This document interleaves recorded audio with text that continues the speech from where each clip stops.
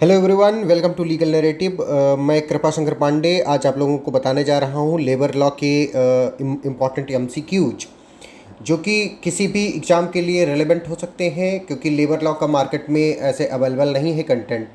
इसलिए हमने इसको इन टोटो सब कुछ कवर करने की कोशिश की है। लगभग सारे इम्पॉर्टेंट जितने भी एक्ट्स हैं लेबर लॉ के उनको भी हमने कवर किया है, in starting from industrial dispute act. और सबसे इम्पॉर्टेंट बात कि हमने जो 2019 और 20 में जितने भी लेबर कोड्स आए हैं, लेबर कोड्स, हमने उनके भी एमसीक्यूज़ को इस वीडियो में कवर कर दिया है।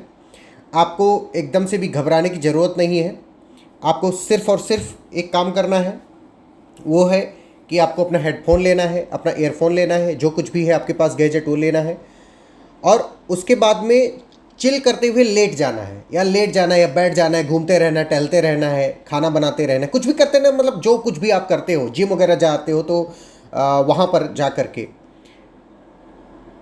उसको सुनते रहना है, बार बार रिवाइज करना है, कॉन्स्टेंटली रिवाइज करते रहना है। अब मैं ऐसा क्यों बोल रहा हूँ? क्योंकि सिलेबस में जितने भी सब्जेक्ट हैं, चाहे वो लेबर लॉ हो, चाहे वो इंटरनेशनल लॉ हो, चाहे वो जुरिस्प्रूडेंस हो, चाहे वो हिंदू लॉ हो, चाहे मुस्लिम लॉ हो, हम सबके दादा वीडियो बना चुके हैं। और अगर जो नहीं बना चुके होंगे उनके हम बना देंगे। दादा वीडियो का मतलब इन टोटो सब कुछ उसमें कवर्ड है। उस एक्ट से रिलेटेड जितने भी एमसीक्यूज पॉसिबल हैं सब कवर कर दिए हैं। जितने भी पिछले किसी एग्जाम में पूछे गए एमसीक्यूज हैं उनको हमने कवर कर दिया है। जितना भी आगे आने वाले किसी एग्जाम में पूछे जाएंगे हम उनको भी कवर कर दे रहे हैं। ठीक है। अब आप में से बहुत सारे लोगों के मन में गुलू गुलू फूल रहा है कि भाई पीडीएफ काहे नहीं दे रहे हैं, पीडीएफ पीडीएफ पीडीएफ पीडीएफ के चक्कर में चिल्लाते रहते हो। भाई पीडीएफ तो हम दे ही देंगे, ऑब्वियसली दे देंगे, हम क्या करेंगे पीडीएफ का रख करके उसको। लेकिन एक चीज आपको क्यों नहीं समझ में आती है भाई, कि अगर हम पीडीएफ भी मान लो तुमको दे दे रहे हैं तो पीडीएफ पढ़ने में आपको कम से कम नहीं ज्यादा तो 5 घंटे का टाइम लगेगा। जितने में मतलब अगर तुम चाहो तो इसको 2 बार रिवाइज कर सकते हो। पहली बार तो आप 1x पर सुनो, उसके बाद में आप 1.5x पे, 2x पे ऐसे लगा लगा करके जल्दी जल्दी सुनो।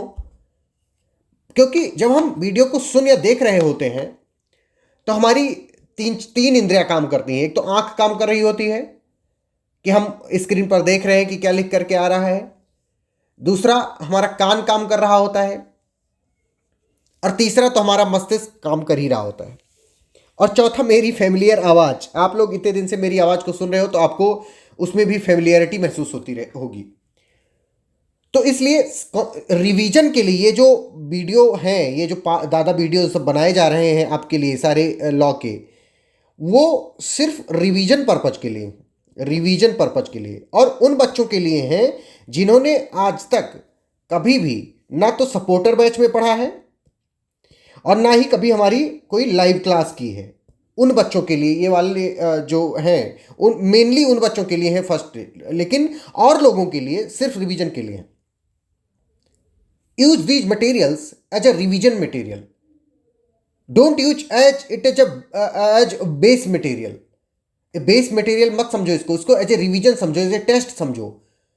क्योंकि कॉन्स्टेंटली आपके पास नोट्स, आपके पास पीडीएफ, आपके पास ये चीज़ें नहीं हो सकती, लेकिन आपके पास ये यूट्यूब, आपके फ़ोन तो हमेशा रखते हो ना साथ में, तो वीडियो ये हमेशा आपके साथ हो सकता है। लीगल नैरेटिव आपके साथ हमेशा हो सकता है। कृपा शंकर पांडे आपके साथ हमेशा हो सकता है। आप जहां पर भी रहो, अगर वॉशरूम जा रहे हो वहां पर भी, अभी ये जो 10 15 20 दिन बचे हुए हैं, 10 15 दिन, अभी तो शायद डेट भी रिलीज हो गई है, आप लोगों के मन में पैनिक हो रहा होगा। पैनिक होने की कतई जरूरत नहीं है। हम 1 2 दिन में ही टिप्स एंड ट्रिक्स की क्लास लेकर के आएंगे, उसमें हम आपको सिखा देंगे कि कैसे, अगर आपको कोई क्वेश्चन नहीं भी आ रहा है तो उसमें कैसे तुक्का मारोगे, उसमें कैसे आप आंसर निकाल करके लेके आओगे। ये सारी चीजें हम आपको सिखाने वाले हैं।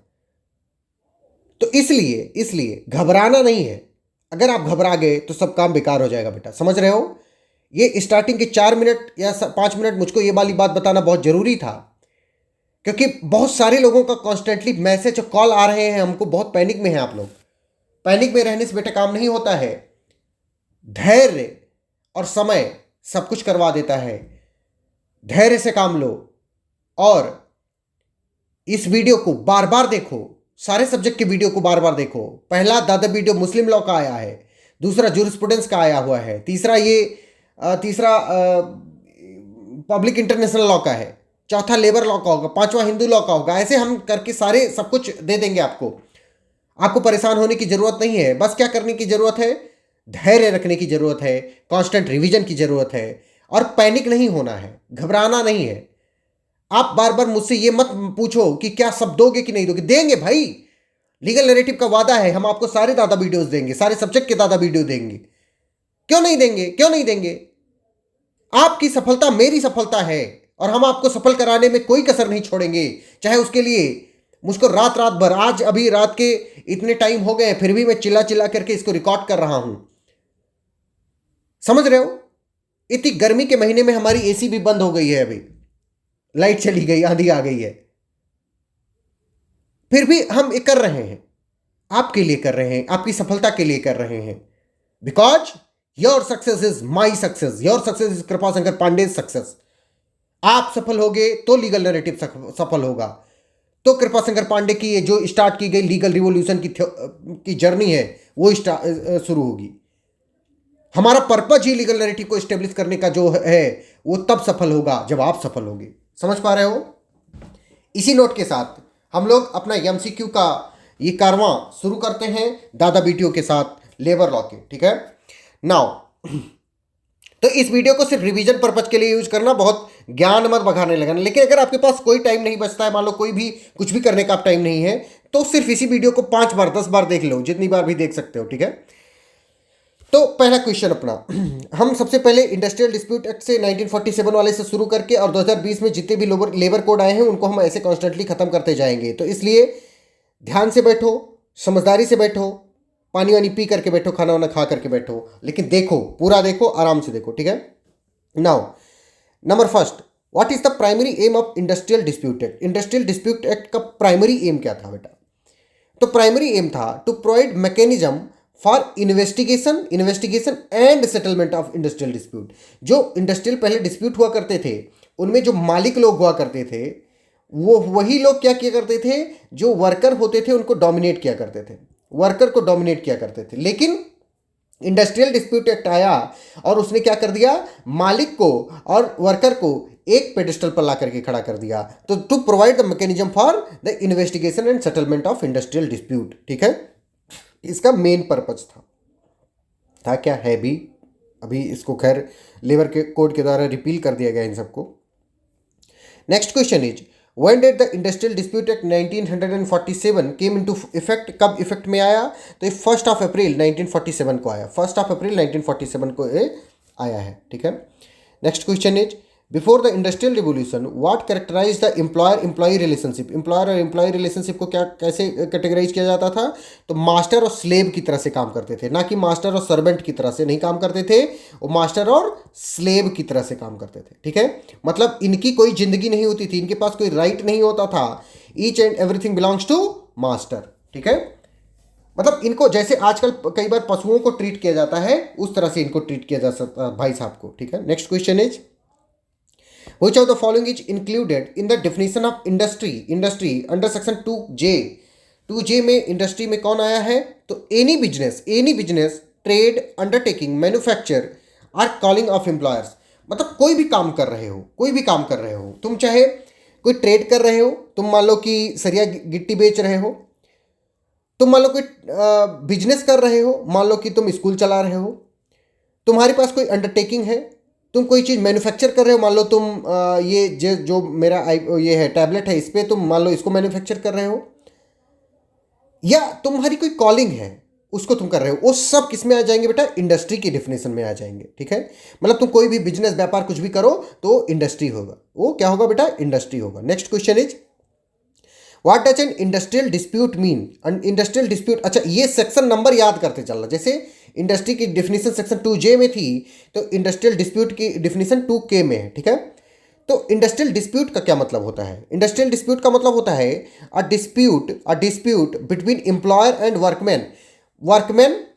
देखो, वर्कमैन को मैं W से लेकर दे रहा हूं, और एम्प्लॉयर, इन दोनों के बीच में अगर कोई झगड़ा होगा तो भी इंडस्ट्रियल डिस्प्यूट है। या कोई एम्प्लॉयर है, इनके बीच में कोई झगड़ा होता है वो भी इंडस्ट्रियल डिस्प्यूट है, या वर्कमैन और वर्कमैन के बीच में कोई झगड़ा होता है तो भी इंडस्ट्रियल डिस्प्यूट है। मतलब जो काम करने वाले लोग हैं उनके बीच में आपस में भी झगड़ा होगा तो भी इंडस्ट्रियल डिस्प्यूट है, और जो मालिक है और काम करने वाले लोग हैं उनके बीच में झगड़ा होगा तो भी इंडस्ट्रियल डिस्प्यूट है, या मालिक और मालिक के बीच में ही झगड़ा हो जाता है तो भी इंडस्ट्रियल डिस्प्यूट है। ठीक है, according to section 2K of the industrial dispute act 1947। ठीक है, याद रहेगा। Next question is what is the penalty for participating in an illegal strike under section 26 में इलीगल स्ट्राइक में अगर तुम पार्टिसिपेट करते हो तो as per industrial dispute act 1947 क्या पेनाल्टी आपके ऊपर लगेगी? तो इम्प्रिजनमेंट अप टू 1 मंथ लगेगा, या फाइन अप टू 50 रुपीज, या तो तुमको 1 साल तक की सजा, 1 महीने तक की जेल हो जाएगी, या तुमको 50 रुपये का जुर्माना देना पड़ेगा। ठीक है, अगर तुम इलीगल स्ट्राइक में under section 26 of industrial dispute act participate करते हो तो। ठीक है, next question is what is a lockout as defined under section 2L में लॉकआउट को कैसे डिफाइन किया गया है?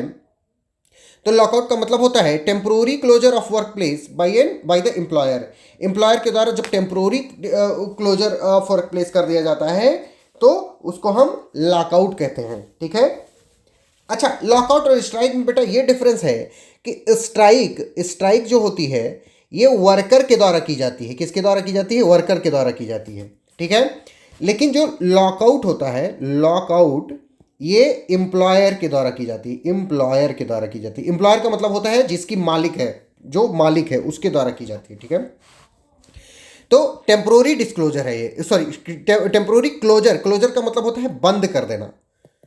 जब तुम अपनी उस जहां पे काम हो रहा है, जहां पे इंडस्ट्री चल रही है, जहां पे बिजनेस हो रहा है, उसको तुम अगर टेम्पोरली बंद कर दे रहे हो, कौन बंद कर दे रहा है? एम्प्लॉयर बंद कर दे, मालिक बंद कर दे रहा है, तो क्या कहलाता है? लॉकआउट कहलाता है। किस सेक्शन में है? 2L में है। किस में है? 2L में है। ये देखो 2L में दिखा है। ठीक है,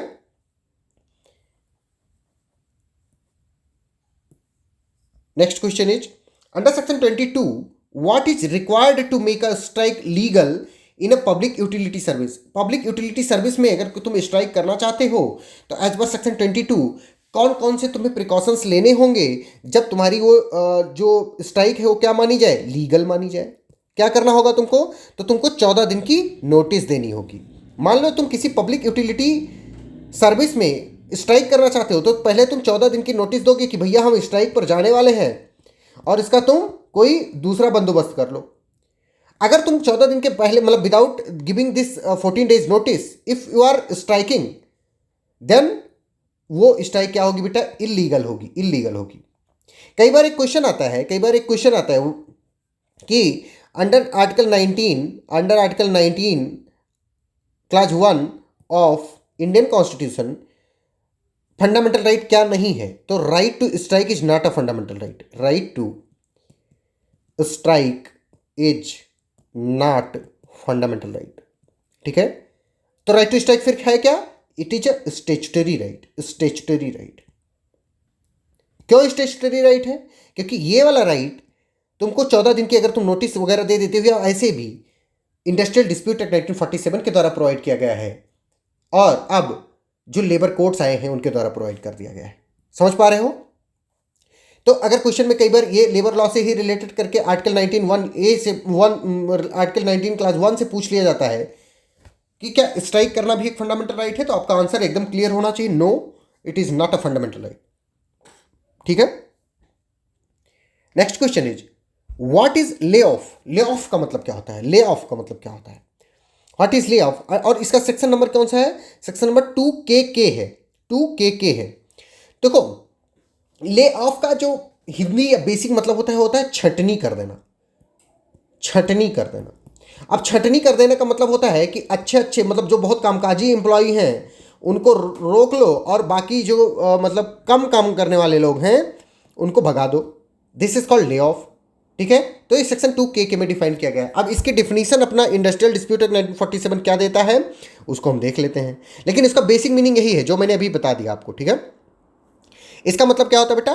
temporary inability of an employer to provide employment due to specific reason. कोई भी रीजन हो सकता है, जो स्पेसिफिक रीजन जो इंडस्ट्रियल डिस्प्यूट एक्ट में कुछ ऐसे पॉइंट आउट कर दिए गए हैं उन स्पेसिफिक रीजन की वजह से अगर लोगों को निकाल दिया जाए, इनएबिलिटी ऑफ एम्प्लॉयर हो जाए कि एम्प्लॉयर अभी नौकरी नहीं दे पा रहा है, उसको इतनी कमाई ही नहीं हो रही है, तो क्या करेगा कि जो इनएफिशिएंट लोग होंगे या मतलब जो ऐसे एक रूल होता है उसके तहत उन लोगों को क्या कर दिया जाएगा, छटनी कर दी जाएगी, उनकी नौकरी छीन ली जाएगी। ठीक है।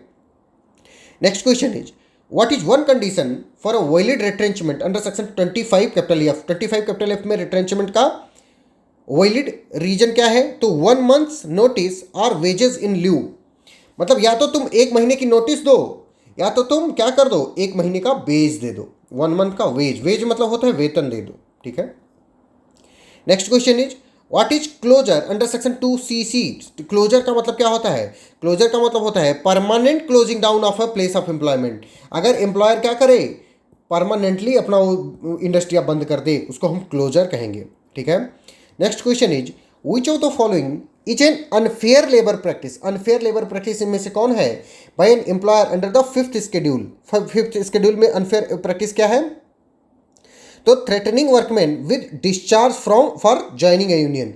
अगर वो ट्रेड यूनियन कोई ज्वाइन करता है, ट्रेड यूनियन अगर वो कोई ज्वाइन करता है, अब इस ट्रेड यूनियन को ज्वाइन करने की वजह से जो एम्प्लॉयर है वो उसको धमकी देता है, धमकी धा कैसे लिखते हैं, चलो ठीक है, धमकी देता है, मैं अंग्रेजी में लिख देता हूँ, धमकी देता है, तो क्या होगा, वो एक इलीगल बात है, वो ऐसा नहीं कर सकता। That is unfair labour practice, that is unfair labour practice. ठीक है। समझ पा रहे हो सब लोग, अच्छा लग रहा है? अगर अच्छा लग रहा हो तो कमेंट कर दो, जाओ जाओ जाओ कमेंट करके बताओ हमको कि अच्छा लग रहा है। Next question is who can refer disputes to authorities under section 10। Section 10 में अथॉरिटीज को कौन डिस्प्यूट रेफर कर सकता है, तो ये अप्रोप्रिएट गवर्नमेंट रेफर करेगी। कौन करेगा, अप्रोप्रिएट गवर्नमेंट रेफर करेगी। आंसर में अप्रोप्रिएट गवर्नमेंट ही मार्क कर देना, ना कि एम्प्लॉयर मार्क करना, ना वर्कमैन मार्क करना, ना ट्रेड यूनियन। ठीक है। कौन करेगा, अप्रोप्रिएट गवर्नमेंट करेगी।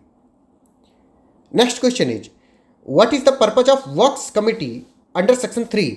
वर्क्स कमिटी का पर्पज क्या है सेक्शन 3 में, to promote amity. To promote amity, amity का मतलब होता है बंधुत्व, सौहार्द बिटवीन एम्प्लॉयर एंड वर्कमैन। मालिक के और नौकर के बीच में सौहार्द बनाने का काम कौन करती है, वर्क्स कमेटी करती है। Next question is what does section 9 capital A require employer to do before changing service condition. Changing service condition change करने के पहले तुम्हें क्या करना होगा, प्रोवाइड 21 डेज नोटिस, 21 दिन का नोटिस देना होगा, 21 दिन का नोटिस देना होगा। Next question is which government is the appropriate government. कौन सी गवर्नमेंट अप्रोप्रिएट गवर्नमेंट है for industries like railways and banks under section 2A। Section 2A में कौन सी इंडस्ट्री जो है, मतलब अप्रोप्रिएट गवर्नमेंट कौन होंगी रेलवे के लिए, तो रेलवे के लिए अप्रोप्रिएट गवर्नमेंट सेंट्रल गवर्नमेंट होगी। मैंने आपको लेबर लॉ की क्लास में पढ़ाते टाइम बताया था कि अप्रोप्रिएट गवर्नमेंट कौन होता है, मैं एक बार फिर से बता देता हूँ। अप्रोप्रिएट गवर्नमेंट दो तरीके की गवर्नमेंट से, एक तो सेंट्रल और एक तो स्टेट। अब सेंट्रल कौन से वाले में होंगी, जो सेंट्रल गवर्नमेंट के अंतर्गत PSUs होंगी, वो उसके लिए अप्रोप्रिएट गवर्नमेंट कौन होगी, सेंट्रल गवर्नमेंट होगी। जो स्टेट गवर्नमेंट की PSUs होंगी या जो भी इंडस्ट्री स्टेट गवर्नमेंट के अंतर्गत काम कर रही होगी, उसके लिए जो अप्रोप्रिएट गवर्नमेंट होगी वो स्टेट गवर्नमेंट होगी। और जिस इंडस्ट्री के लिए, मतलब जो इंडस्ट्री सेंट्रल गवर्नमेंट के अंदर काम कर रही होगी, उसके लिए अप्रोप्रिएट गवर्नमेंट सेंट्रल गवर्नमेंट होगी। तो जैसे मान लो कि रेलवे है, रेलवे किसके अंतर्गत काम करती है, या बैंक किसके अंतर्गत काम करता है, ये सबसे पहले तो यूनियन लिस्ट में है, यूनियन लिस्ट में यानी सेंट्रल लिस्ट में है, तो ये किसके अंतर्गत काम करती होगी, सेंट्रल गवर्नमेंट के अंतर्गत काम करती होगी। तो इसके लिए अप्रोप्रिएट गवर्नमेंट कौन होगा, सेंट्रल गवर्नमेंट होगा। अब समझ पा रहे हो। अब जैसे पुलिस है, फॉर एन एग्जाम्पल मैं मान ले लेता हूँ, पुलिस है, तो पुलिस किसके अंतर्गत आती है, स्टेट गवर्नमेंट के अंतर्गत आती है। तो अगर स्टेट गवर्नमेंट के अंतर्गत आती है तो इसके लिए अप्रोप्रिएट अथॉरिटी कौन होगा, सॉरी अप्रोप्रिएट गवर्नमेंट कौन होगा, स्टेट गवर्नमेंट होगा। समझ पा रहे हो, समझ पा रहे हो, यस और नो।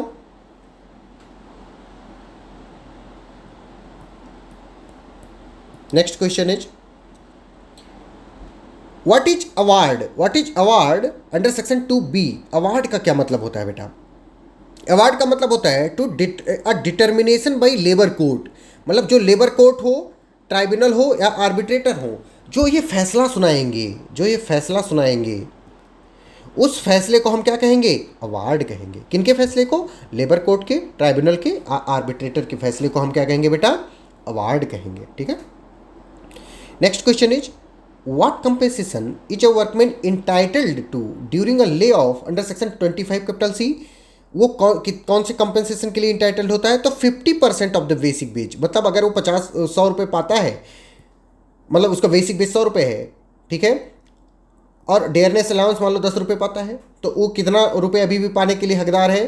तो 100 का 50% कितना होता है? 50 रुपये, और ये 10 रुपये प्लस 10 रुपये यानी 60 रुपये पाने का हकदार है। ठीक है। Next question is what is the role of conciliation officer under section 4? Section 4 में कंसिलिएशन ऑफिसर का क्या रोल है, क्या काम है? तो to mediate and promote settlement of dispute. जो डिस्प्यूट होगा उसमें मीडिएट करना मतलब मध्यस्थता करना, और सेटलमेंट को प्रमोट करना। ठीक है। Next question is what did the industrial revolution lead to in terms of labour? Industrial dispute क्या किस चीज़ के लिए लीड करती है? तो emergence of an industrial working class with harsh condition के लिए काम करती है। ठीक है। इंडस्ट्रियल रिवोल्यूशन ने क्या लेकर के आई? इंडस्ट्रियल रिवोल्यूशन ये लेकर के आई कि जो वर्किंग क्लास थी उसको बहुत हार्श कंडीशन में, बहुत ही ख़राब कंडीशन में काम करना पड़ा। 12-12, 13-13, 14-14 घंटे तक इंडस्ट्री में ही पड़े रहते थे, फैक्ट्री में ही पड़े रहते थे लोग।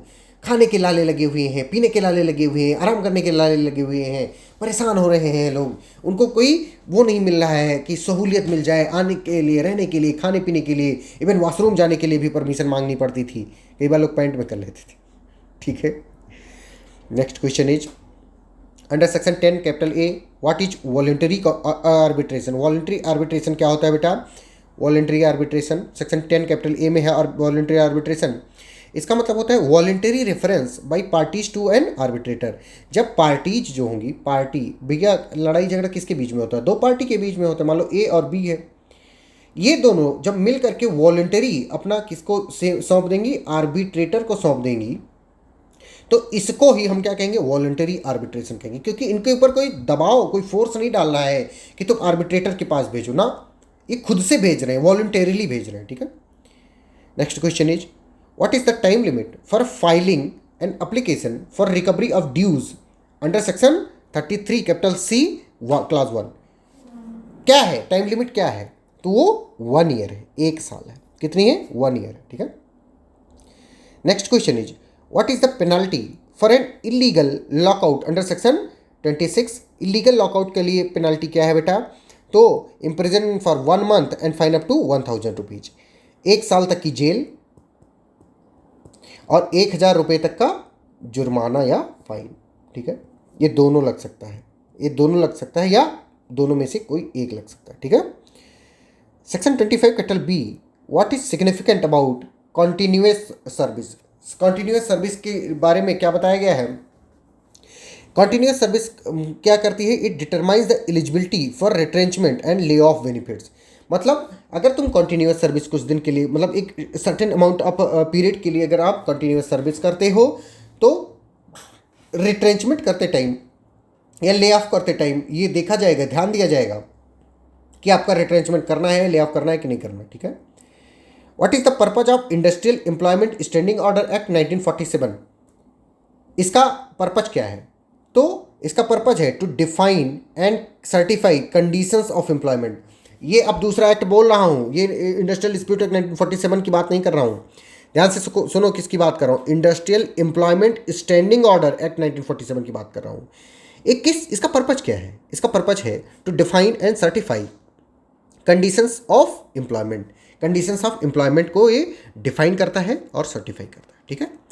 Next question is what does section 11 capital A allow labour courts tribunal to do? ये क्या क्या अलाउ करता है? क्या कर सकते हैं वो लोग? वो कर सकते हैं, रिव्यू कर सकते हैं और ग्रांट कर सकते हैं। किस चीज़ को? रीइंस्टेटमेंट और अदर रिलीफ। किसी को भी जो लेबर कोर्ट होती है या ट्राइब्यूनल, मान लो किसी का रिट्रेंचमेंट हो गया या ले ऑफ हो गया, तो वो कहाँ पे चला गया? वो भाई एक डिस्प्यूट का रूप ले लिया ना, तो वो लेबर कोर्ट चला गया या ट्राइब्यूनल के पास चला गया। अब लेबर कोर्ट ट्राइब्यूनल क्या कर सकती है? उनको रीइंस्टेट कर सकती है, मतलब उनको पुनर्नियुक्ति दे सकती है। पुनर्नियुक्ति ऐसे करके कुछ जो भी रीइनिस्टेट कर सकती है, ठीक है। और ये तो एक तो पुनर्नियुक्ति कर सकती है, दूसरी क्या कर सकती है, उनको और भी कोई रिलीफ दे सकती है कि भैया तुम 50 लाख रुपए ले लो और फिर शांत हो जाओ, ये वाला भी काम करवा सकती है, ठीक है।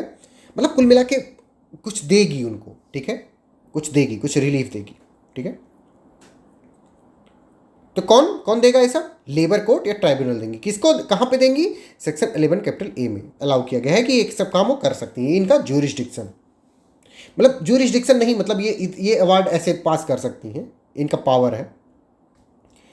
Next question is what restrictions Dutch section 33 imposes during pending proceedings. Pending proceedings में सेक्शन 33 क्या इम्पोज करता है, ठीक है। तो इम्पोज करता है कि no change in service conditions, no change in service condition related to dispute without permission. अगर डिस्प्यूट हो गया, एक बार इंडस्ट्रियल डिस्प्यूट हो गया, लेबर कोर्ट में क्या ट्राइब्यूनल में चीज़ पहुंच गई, उसके बाद में जो सर्विस कंडीशंस होंगी उस डिस्प्यूट से रिलेटेड, उनको तुम चेंज नहीं कर सकते, ना तो लेबर कर, सॉरी, ना एम्प्लॉयर कर सकता, ना वर्कमैन कर सकता, कोई नहीं कर सकता, यानी no change in service condition, मतलब सर्विस कंडीशन में चेंज नहीं कर सकता। कौन सा इंपोज करता है रेस्ट्रिक्शन, सेक्शन 33 करता है, industrial dispute act. Next question is which authority adjudicate matters like discharge and dismissal under section 7। तो लेबर कोर्ट है, लेबर कोर्ट है, ठीक है। डिस्चार्ज और डिसमिसल से रिलेटेड चीज़ों को कौन करता है, तो लेबर कोर्ट करती है, ठीक है। Next question is what is laissez faire philosophy on government intervention. Laissez faire का मतलब क्या होता है, मतलब होता है minimal intervention on economic affair, मतलब गवर्नमेंट जो होगी वो एकदम या तो एकदम इंटरफेयर ही नहीं करेगी, और या तो अगर करेगी भी तो बहुत मिनिमम करेगी, मिनिमम, बहुत कम करेगी, या तो इंटरफेयर करेगी ही नहीं, और अगर करेगी तो बहुत कम करेगी, बहुत कम करेगी, ठीक है। उसको हम क्या कहते हैं, लेसेस फेरे फिलॉसफी कहते हैं, लेसेस फेरे फिलॉसफी कहते हैं। Next question is what notice period is required before closure under section 25 capital F A for establishment with 50+ workman, establishment with 50+ workman, ठीक है। तो क्या होगा उसके लिए 60 डेज की 60 डेज का वो है नोटिस पीरियड रिक्वायर्ड है, ठीक है। क्वेश्चन है what notice period is required, कितने दिन का नोटिस पीरियड रिक्वायर है क्लोजर के लिए। अगर तुम क्लोजर करना चाहते हो 50+ अगर वर्कमैन तुम्हारे, मान लो तुम्हारी एक इंडस्ट्री है, इंडस्ट्री, और इस इंडस्ट्री में 70 लोग काम करते हैं, 70 लोग काम करते हैं, इसका मतलब क्या काम करते हैं, 50+ लोग हो गए कि नहीं हो गए, हो गए। अब तुमको इसको क्लोजर करना है, क्लोजर करना है, क्लोजर करना मतलब है कि तुमको अपनी ये वाली इंडस्ट्री बंद कर देनी है। तो बंद करने के लिए बेटा आपको 60 डेज का क्या देना होगा, प्रायर नोटिस देना होगा। क्या देना होगा, प्रायर नोटिस देना होगा, ठीक है, समझ पा रहे हो। तो प्रायर नोटिस दे दो और बंद कर दो, क्लोजर कर दो, ठीक है। हुईज वर्कमैन, वर्कमैन कौन होता है अंडर सेक्शन 2, यस, वर्कमैन कौन होता है बेटा, तो वर्कमैन एनी पर्सन होता है जो एम्प्लॉयड फॉर किस किस चीज़ के लिए, या तो मैनुअल चीज़ के लिए, या कोई स्किल्ड चीज़ के लिए, या कोई अनस्किल्ड चीज़ के लिए, या कोई टेक्निकल चीज़ के लिए, क्लेरिकल वर्क के लिए। अगर किसी को एम्प्लॉय किया गया है तो सब क्या करते हैं बेटा, वो सब क्या करते हैं बताओ, वो सब वर्कमैन कहलाते हैं। अगर किसी व्यक्ति को कोई मैनुअल काम करने के लिए, कोई स्किल्ड काम करने के लिए, कोई अनस्किल्ड काम करने के लिए, कोई टेक्निकल काम करने के लिए, कोई क्लेरिकल काम करने के लिए अगर हायर किया गया है तो सब क्या करते हैं, वो सब वर्कमैन होते हैं, वो सब वर्कमैन होते हैं, ठीक है। What makes a strike illegal under section 24। 24 में किसी स्ट्राइक को इलीगल कौन बनाता है, ठीक है, तो कौन बनाता है, if it breaches section 22 and 23 के जो भी कंडीशंस हैं तो वो स्ट्राइक को इलीगल बना देंगे। अगर सेक्शन 22 और 23 में जो कंडीशंस दिए गए हैं उन कंडीशंस को आप वायोलेट कर देते हो और स्ट्राइक पर चले जाते हो, हड़ताल पर चले जाते हो, तो स्ट्राइक, वो हड़ताल क्या है, इलीगल है, इलीगल है। Next question is what does Bangalore water supply versus A Rajappa 1978 case define. तो ये इंडस्ट्री को डिफाइन किया, मोस्ट इंपॉर्टेंट केस है, मोस्ट इंपॉर्टेंट, ठीक है। What article of the Indian constitution prohibits forced labour. Forced labour कौन प्रोहिबिट करता है, तो आर्टिकल 23 फोर्स करता है। Next question is what is the compensation for retrenchment under section 25 capital F. कौन सा कंपेंसेशन दिया जाता है, तो 15 डेज एवरेज पे per year of continuous service. अगर तुम 10 साल तक मान लो सर्विस किए हुए हो तो हर साल के लिए 15 दिन दिया जाएगा। तो 10 साल के लिए कितना दिन दिया जाएगा? तो 15 धम्मा 150 दिन का तुमको क्या दिया जाएगा? वेज दिया जाएगा। अगर तुम्हारा क्या होता है? रिट्रेंचमेंट होता है, तो अंडर सेक्शन 25 में तुमको इतने दिन का कंपेंसेशन मिलेगा। ठीक है, मतलब जितने दिन की तुमने कंटिन्यूअस सर्विस की होगी उतना 15 दिन। फिर से समझाता हूं इसको, एक बार फिर से समझो। कह रहा है what is the compensation for retrenchment under section 25F?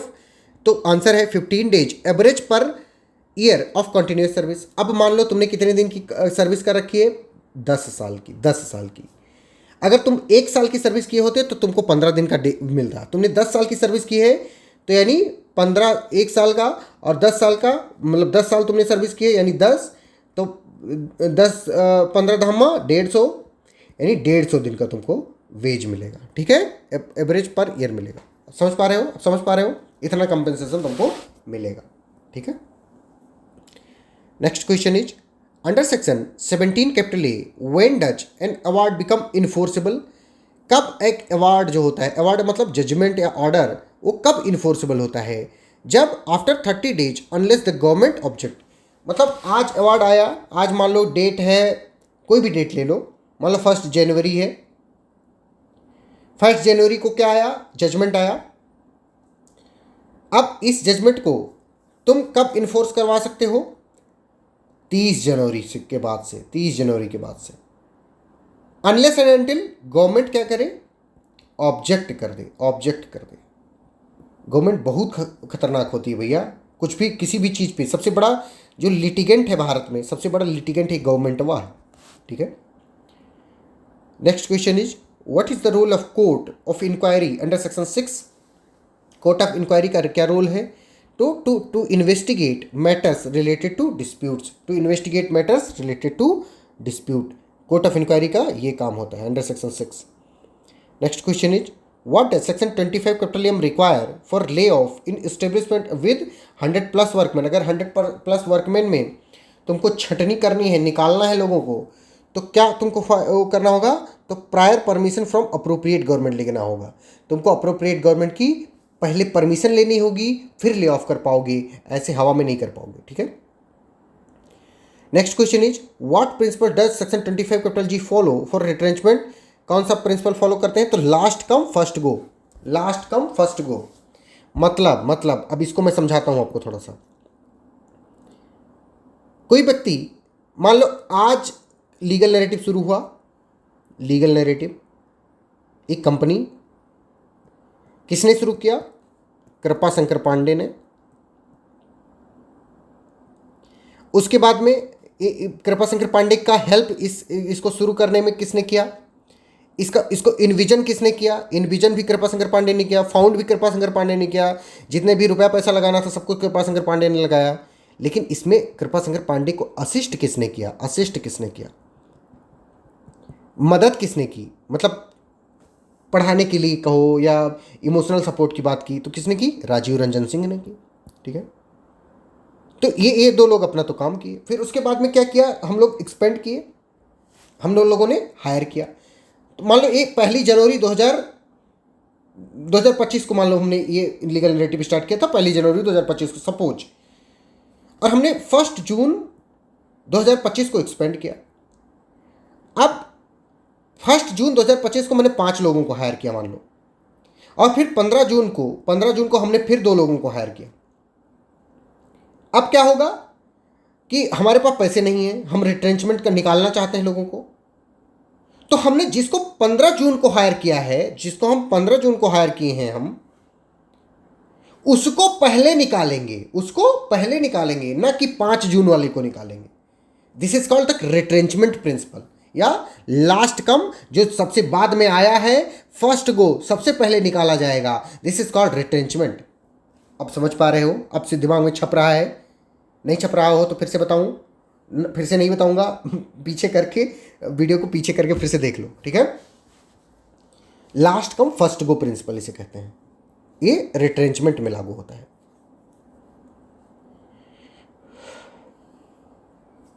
Next question is what does workman of Dimakuchi tea estate versus management 1958 case related to, या क्लेरिफाई किस चीज को इसने क्लेरिफाई किया?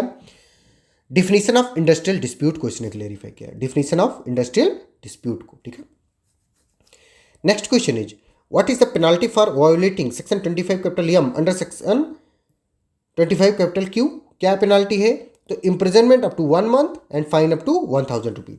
मतलब मेजॉरिटी ऑफ द टाइम जो पेनाल्टी या इम्प्रिजनमेंट वगैरह है वो यही है।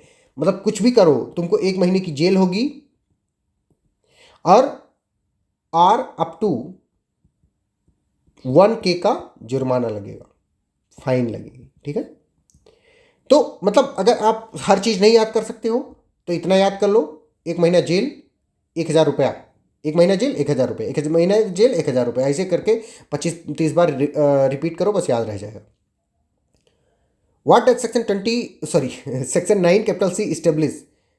सेक्शन 9 कैपिटल सी क्या इस्टेब्लिश करता है? तो ये grievance settlement authorities for individual dispute को इस्टेब्लिश करता है।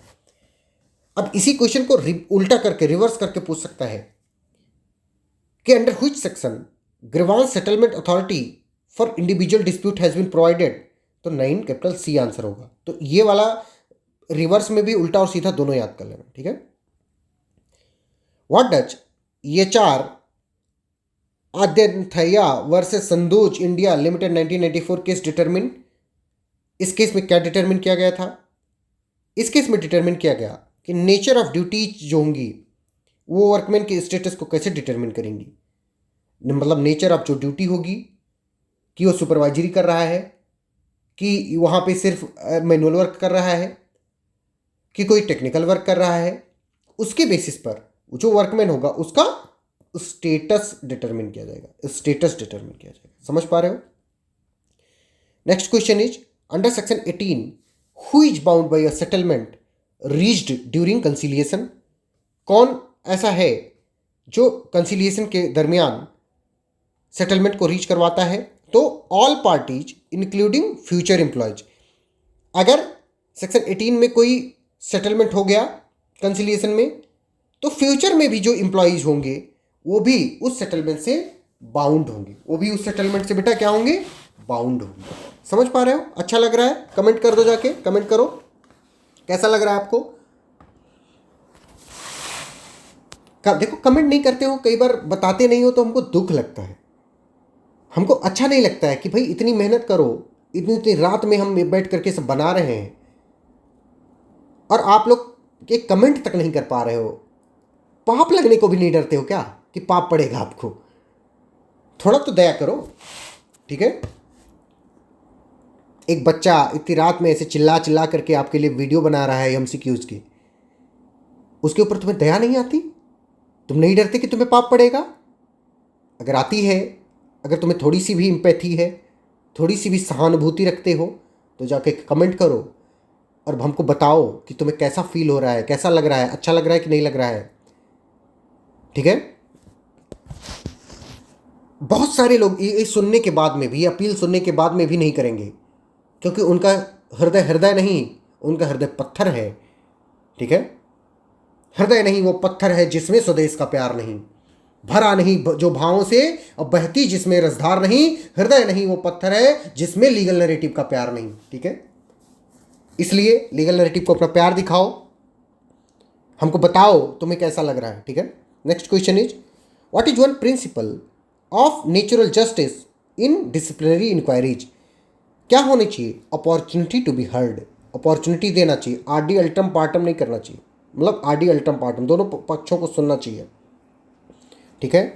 Next question is what are the conditions for retrenchment under section 25 capital F? Retrenchment की क्या कंडीशन है? क्या कंडीशन है बेटा? तो नोटिस दी जाएगी पहले, फिर कंपनसेशन दिया जाएगा और नोटिस टू द गवर्नमेंट, सब किया जाएगा। पहले नोटिस दिया जाएगा कि हम तुमको रिट्रेंच करने वाले हैं, फिर उसके लिए कंपनसेशन का प्रोविजन किया जाएगा, फिर नोटिस गवर्नमेंट को दी जाएगी, ठीक है। What does section 25 capital O require for closure in establishments with 100+ workman? क्या रिक्वायर करती है? तो prior permission from the appropriate government को रिक्वायर किया गया है। हमने ऊपर भी ये वाले क्वेश्चन को डिस्कस किया हुआ है, ठीक है। Next question is what is the penalty for violating section 25 capital O under section 25 capital R, तो वही देखो इम्प्रिजनमेंट 1 ईयर है इसमें, and fine up to 5,000 rupees. अभी तक सब में क्या हुआ करता था इम्प्रिजनमेंट 1 मंथ और 1K, इसमें बढ़ गया, कितना हो गया 1 ईयर एंड 5,000, ठीक है, 1 year 5,000। Next question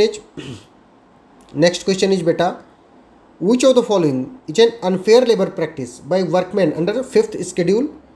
5th schedule में अनफेयर लेबर प्रैक्टिस क्या है, तो इंस्टिगेटिंग इलीगल स्ट्राइक है, ठीक है। विच of the following is an unfair labour practice by workman under the 5th schedule, तो क्या है, instigating illegal strikes.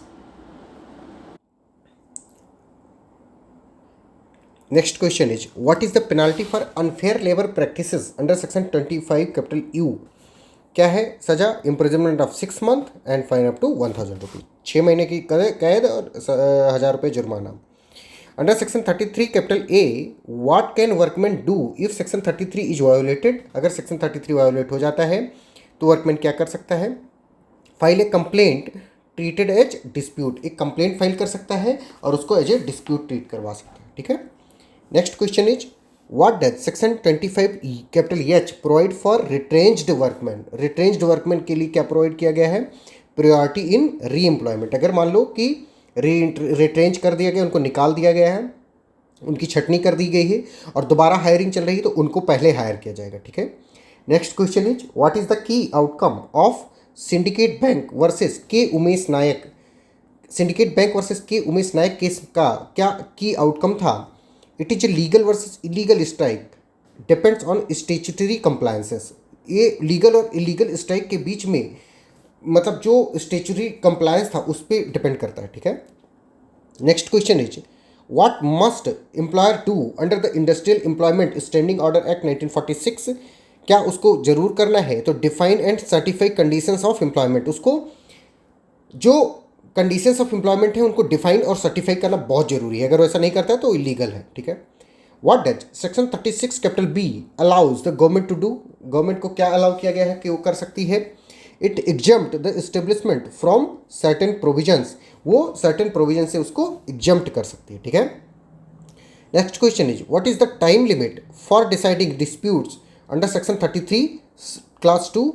Section 33 class 2 में क्या डिसाइड किया गया है, तो 3 मंथ उसको टाइम लिमिट बताया गया है, ठीक है। Deciding in dispute with in 3 month, मतलब अगर कोई इंडस्ट्रियल डिस्प्यूट है उसको हमको 3 महीने के अंदर निपटा देना है। Next question is, under section 25 capital E, when is no lay off compensation payable. कोई ले ऑफ कंपनसेशन का पेएबल नहीं है if the workman refuses alternative employment. अगर जो वर्कमैन है वो अल्टरनेटिव एम्प्लॉयमेंट को रिफ्यूज कर देता है तो उसको कोई भी कंपनसेशन नहीं मिलेगा। Next question is, who certifies standing orders under the industrial employment standing orders act 1946। कौन करता है, तो सर्टिफाइंग अथॉरिटी ऑफिसर करता है, सर्टिफाइंग ऑफिसर करता है। Next question is, what does article 19 of the Indian constitution guarantee related to labour. क्या guarantee करता है, तो freedom of speech and association, मतलब फ्रीडम ऑफ स्पीच तो गारंटी करता ही करता है, लेकिन एसोसिएशन भी कर सकते हैं, यूनियन बना सकते हैं, ट्रेड यूनियन बना सकते हैं, कोऑपरेटिव सोसाइटी बना सकते हैं, इन सब के लिए भी वो गारंटी करता है। कौन, article 19 of the constitution. What is the principle of proportionality in disciplinary inquiries ensure. Principle of proportionality क्या होता है बेटा डिसिप्लिनरी इंक्वायरीज में, कि कोई भी पनिशमेंट जो होगा वो मिसकंडक्ट से मैच करना चाहिए, नहीं कि उसने मिसकंडक्ट किया है कि काम करने का टाइम था तो चाय पीने चला गया था और तुमने उसको नौकरी से निकाल दिया, तो ऐसा नहीं होना चाहिए। कोई भी डिसिप्लिनरी इंक्वायरी होनी चाहिए तो प्रोपोर्शनेट होनी चाहिए, डिसप्रोपोर्शनेट नहीं होनी चाहिए। किसी को तुम बहुत ज़्यादा नाजायज़ में सजा नहीं दोगे, ठीक है। समझ पा रहे हो। आप लोगों को अगर PDF चाहिए तो ये वाला स्कैन कर लो, ठीक है, ये टेलीग्राम का है। ये अगर आप मुझको फॉलो करना चाहते हैं पर्सनल तो ये फॉलो कर सकते हैं आप। कुछ लोगों ने शायद फॉलो भी किया हुआ है तभी ये बढ़ गया है। और अगर आप लीगल नैरेटिव का ऑफिशियल इंस्टाग्राम हैंडल फॉलो करना चाहते हैं तो ये फॉलो कर सकते हैं, लीगल नैरेटिव, ठीक है। Now moving toward the trades union act 1926, trades union act 1926। अच्छा, बार बार आप पूछने मत चले आना कि हमको ये कहाँ से मिलेगा, पीडीएफ कहाँ से, पीडीएफ मिलना होगा तो यहीं से मिलेगा, ठीक है, टेलीग्राम वाले चैनल से, ऐसे हवा में नहीं मिलेगा, ठीक है। तो इसलिए इसको स्कैन कर लो, ये नहीं कि इसको भी इग्नोर करते हुए ऐसे जब इसकी बारी आई तो सो गए हो, नहीं, इसको जरा स्कैन करके ज्वाइन कर लो। Trade union act 1926, what is the primary objective of trade union act 1926? इसका प्राइमरी ऑब्जेक्टिव क्या है बेटा? तो इसका प्राइमरी ऑब्जेक्टिव है to facilitate registration of trade unions and outline their legal framework. उनका जो लीगल फ्रेमवर्क है उसको आउटलाइन करने का, उसको बनाने का इसका काम है, ठीक है, ट्रेड यूनियन एक्ट का। Next question is, under the trade unions act 1926 a registered trade union gain, वो क्या गेन करता है? ये कारपोरेट स्टेटस गेन कर लेता है विद परपेचुअल सक्सेशन। ये नहीं कि एक बार ट्रेड यूनियन बना, उसके जो करता धरता थे वो मर गए तो फिर खत्म हो गए ना, वो क्या हो जाता है, परपेचुअल सक्सेशन हो जाता है कि अगर तुम मरे तो अगले लोग आके उसका काम चलाने लगेंगे, वो मरे तो अगले लोग आकर के काम चलाने लगेंगे, ठीक है। What immunity is provided to registered trade union under section 17 and 18 of the Trades Union Act? तो immunity, option A, protection from civil and criminal liabilities in trade dispute. अगर कोई ट्रेड डिस्प्यूट होता है तो उनको उनके खिलाफ क्रिमिनल या सिविल उनकी लाइबिलिटी नहीं अराइज होगी, ठीक है। Next question is, the trade unions act 1926 extends to किन किन पे एक्सटेंड होता है? वो तो होल ऑफ इंडिया पे एक्सटेंड होता है, होल ऑफ इंडिया पे उसका एक्सटेंशन, उसका एम्बिट होल ऑफ इंडिया है। Next question is, a trade union under section 2H includes, एक ट्रेड यूनियन में सेक्शन 2H में क्या क्या इंक्लूडेड है? तो फेडरेशन ऑफ 2 और मोर ट्रेड यूनियंस इंक्लूडेड है, मतलब 2 या 2 से अधिक ट्रेड यूनियन आपस में मिल सकते हैं, ठीक है। सेक्शन 2H में ये बात बताई गई है। What is the minimum number of members required to apply for trade union? तो 7 है, 7 लोग मिनिमम होंगे तब जा करके वो ट्रेड यूनियन के लिए अप्लाई कर सकते हैं। कितना हो गया? 1 2 3 4 5 6 7। Next question is, for workman union what is the minimum membership requirement at the time of registration? Minimum क्या रिक्वायरमेंट है? तो 10% or 100 workman whichever is less, 10% or 100 workman whichever is less, ठीक है। Next question is, the registrar can cancel a trade union registration if, कब वो cancel कर सकता है? If a membership falls below 7, अगर मेंबरशिप नीचे चली जाती है 7 के तो उसका कैंसिल किया जा सकता है, क्योंकि मिनिमम रिक्वायरमेंट ही 7 लोगों की है, 7 लोग होने बहुत जरूरी है। Next question is, what is the voting requirement for amalgamation of trade union? अगर 2 ट्रेड यूनियन का अमलगमेशन करना है तो उनके लिए क्या रिक्वायरमेंट है? तो 50% मेंबर होने चाहिए, उसका वोट होना चाहिए और 60% उसके फेवर में होने चाहिए। मतलब अगर ये जो 10% ऑफ उसके मतलब वोट नहीं भी करते हैं उनको भी उसके फेवर में होना चाहिए, तभी किन्हीं 2 ट्रेड यूनियन को अमलगमेट यानी मिलाया, मिक्स किया जा सकता है, ठीक है। ये भी लिखा भी हुआ है, ट्रेड यूनियन को के समामेलन के लिए कितने के लोगों की जरूरत होती है? तो 50% सदस्य मतदान करेंगे और 60% उसके पक्ष में, ठीक है। General funds of a trade union can be used for, general fund किसके लिए यूज किया जा सकता है? तो compensation for members welfare, compensation for members welfare के लिए यूज किया जा सकता है। Next question is, under section 17 trade union member are immune from, किस चीज़ से वो इम्यून है? तो criminal conspiracy charge in trade dispute, अगर कोई ट्रेड डिस्प्यूट होता है तो उनके खिलाफ कोई भी क्रिमिनल कॉन्स्पिरेसी का चार्ज नहीं लगेगा, उनके खिलाफ कोई भी क्रिमिनल कॉन्स्पिरेसी का चार्ज नहीं लगेगा। Next question is, what is the notice period for cancellation of registration by registrar? Notice period कितना होता है? तो 2 मंथ का होता है, 2 महीने का। What is the notice period for cancellation of registration by registrar? तो 2 months. Next question is, the minimum annual subscription for union member in rural areas is कितना रुपया? 1 रुपया है, 1 रुपया। ध्यान से देख लो, minimum subscription for union member in rural areas is 1 rupees. In which case was registration denied due to insufficient membership? Insufficient membership से क्या किसको रजिस्ट्रेशन डिनाई किया जा सकता है? किस केस में किया गया या कैसे किया जा सकता है? तो वो किया गया Bokajan cement corporation employees union versus cement corporation of India limited वाले केस में किया गया, ठीक है। Bokajan cement corporation employees versus cement corporation of India. Next question is, appeal against registrar's decision are made to, registrar के डिसीजन के खिलाफ appeal कहाँ पे मेड करोगे तुम? तो हाई कोर्ट में मेड करोगे, हाई कोर्ट में मेड करोगे। अगर आप लोगों को इसकी पीडीएफ चाहिए तो ये वाला टेलीग्राम ज्वाइन करो, और आप चाहो तो मुझको भी फॉलो कर सकते हो। ये हमारा हैंडल है कृपा डैश शंकर, फिर अंडरस्कोर है, डैश नहीं हो, अंडरस्कोर है, ठीक है। तुम ये लीगल नैरेटिव का ये भी फॉलो कर सकते हो, ठीक है। और अगर पीडीएफ चाहिए तो ये कर लो, ये वाला फॉलो कर लो, नहीं तो चिल्लाना मत नाजायज़ में, मुझको व्हाट्सएप मत करने लगना कि सर मुझको दे दीजिए पीडीएफ, रिवीजन करना है, घंटा रिवीजन करना है। रिवीजन करो, वीडियो से रिवीजन करो, ठीक है। Next question is now next act is workman's compensation act 1923। Question है the workman compensation 1923 come into force, कब इस कम हुआ, मतलब फोर्स में कब आया, इनफोर्स कब किया गया, तो 1 जुलाई 1924 को किया गया, 1 जुलाई 1924 को। Next question is the act aims to provide compensation for injuries, कैसी इंजरी के लिए कंपनसेशन प्रोवाइड करता है, विदाउट प्रूविंग एम्प्लॉयर्स नेग्लिजेंस, अगर एम्प्लॉयर का नेग्लिजेंस नहीं भी है तो भी कंपनसेशन मिलेगा वर्कमैन कंपनसेशन एक्ट में, ठीक है।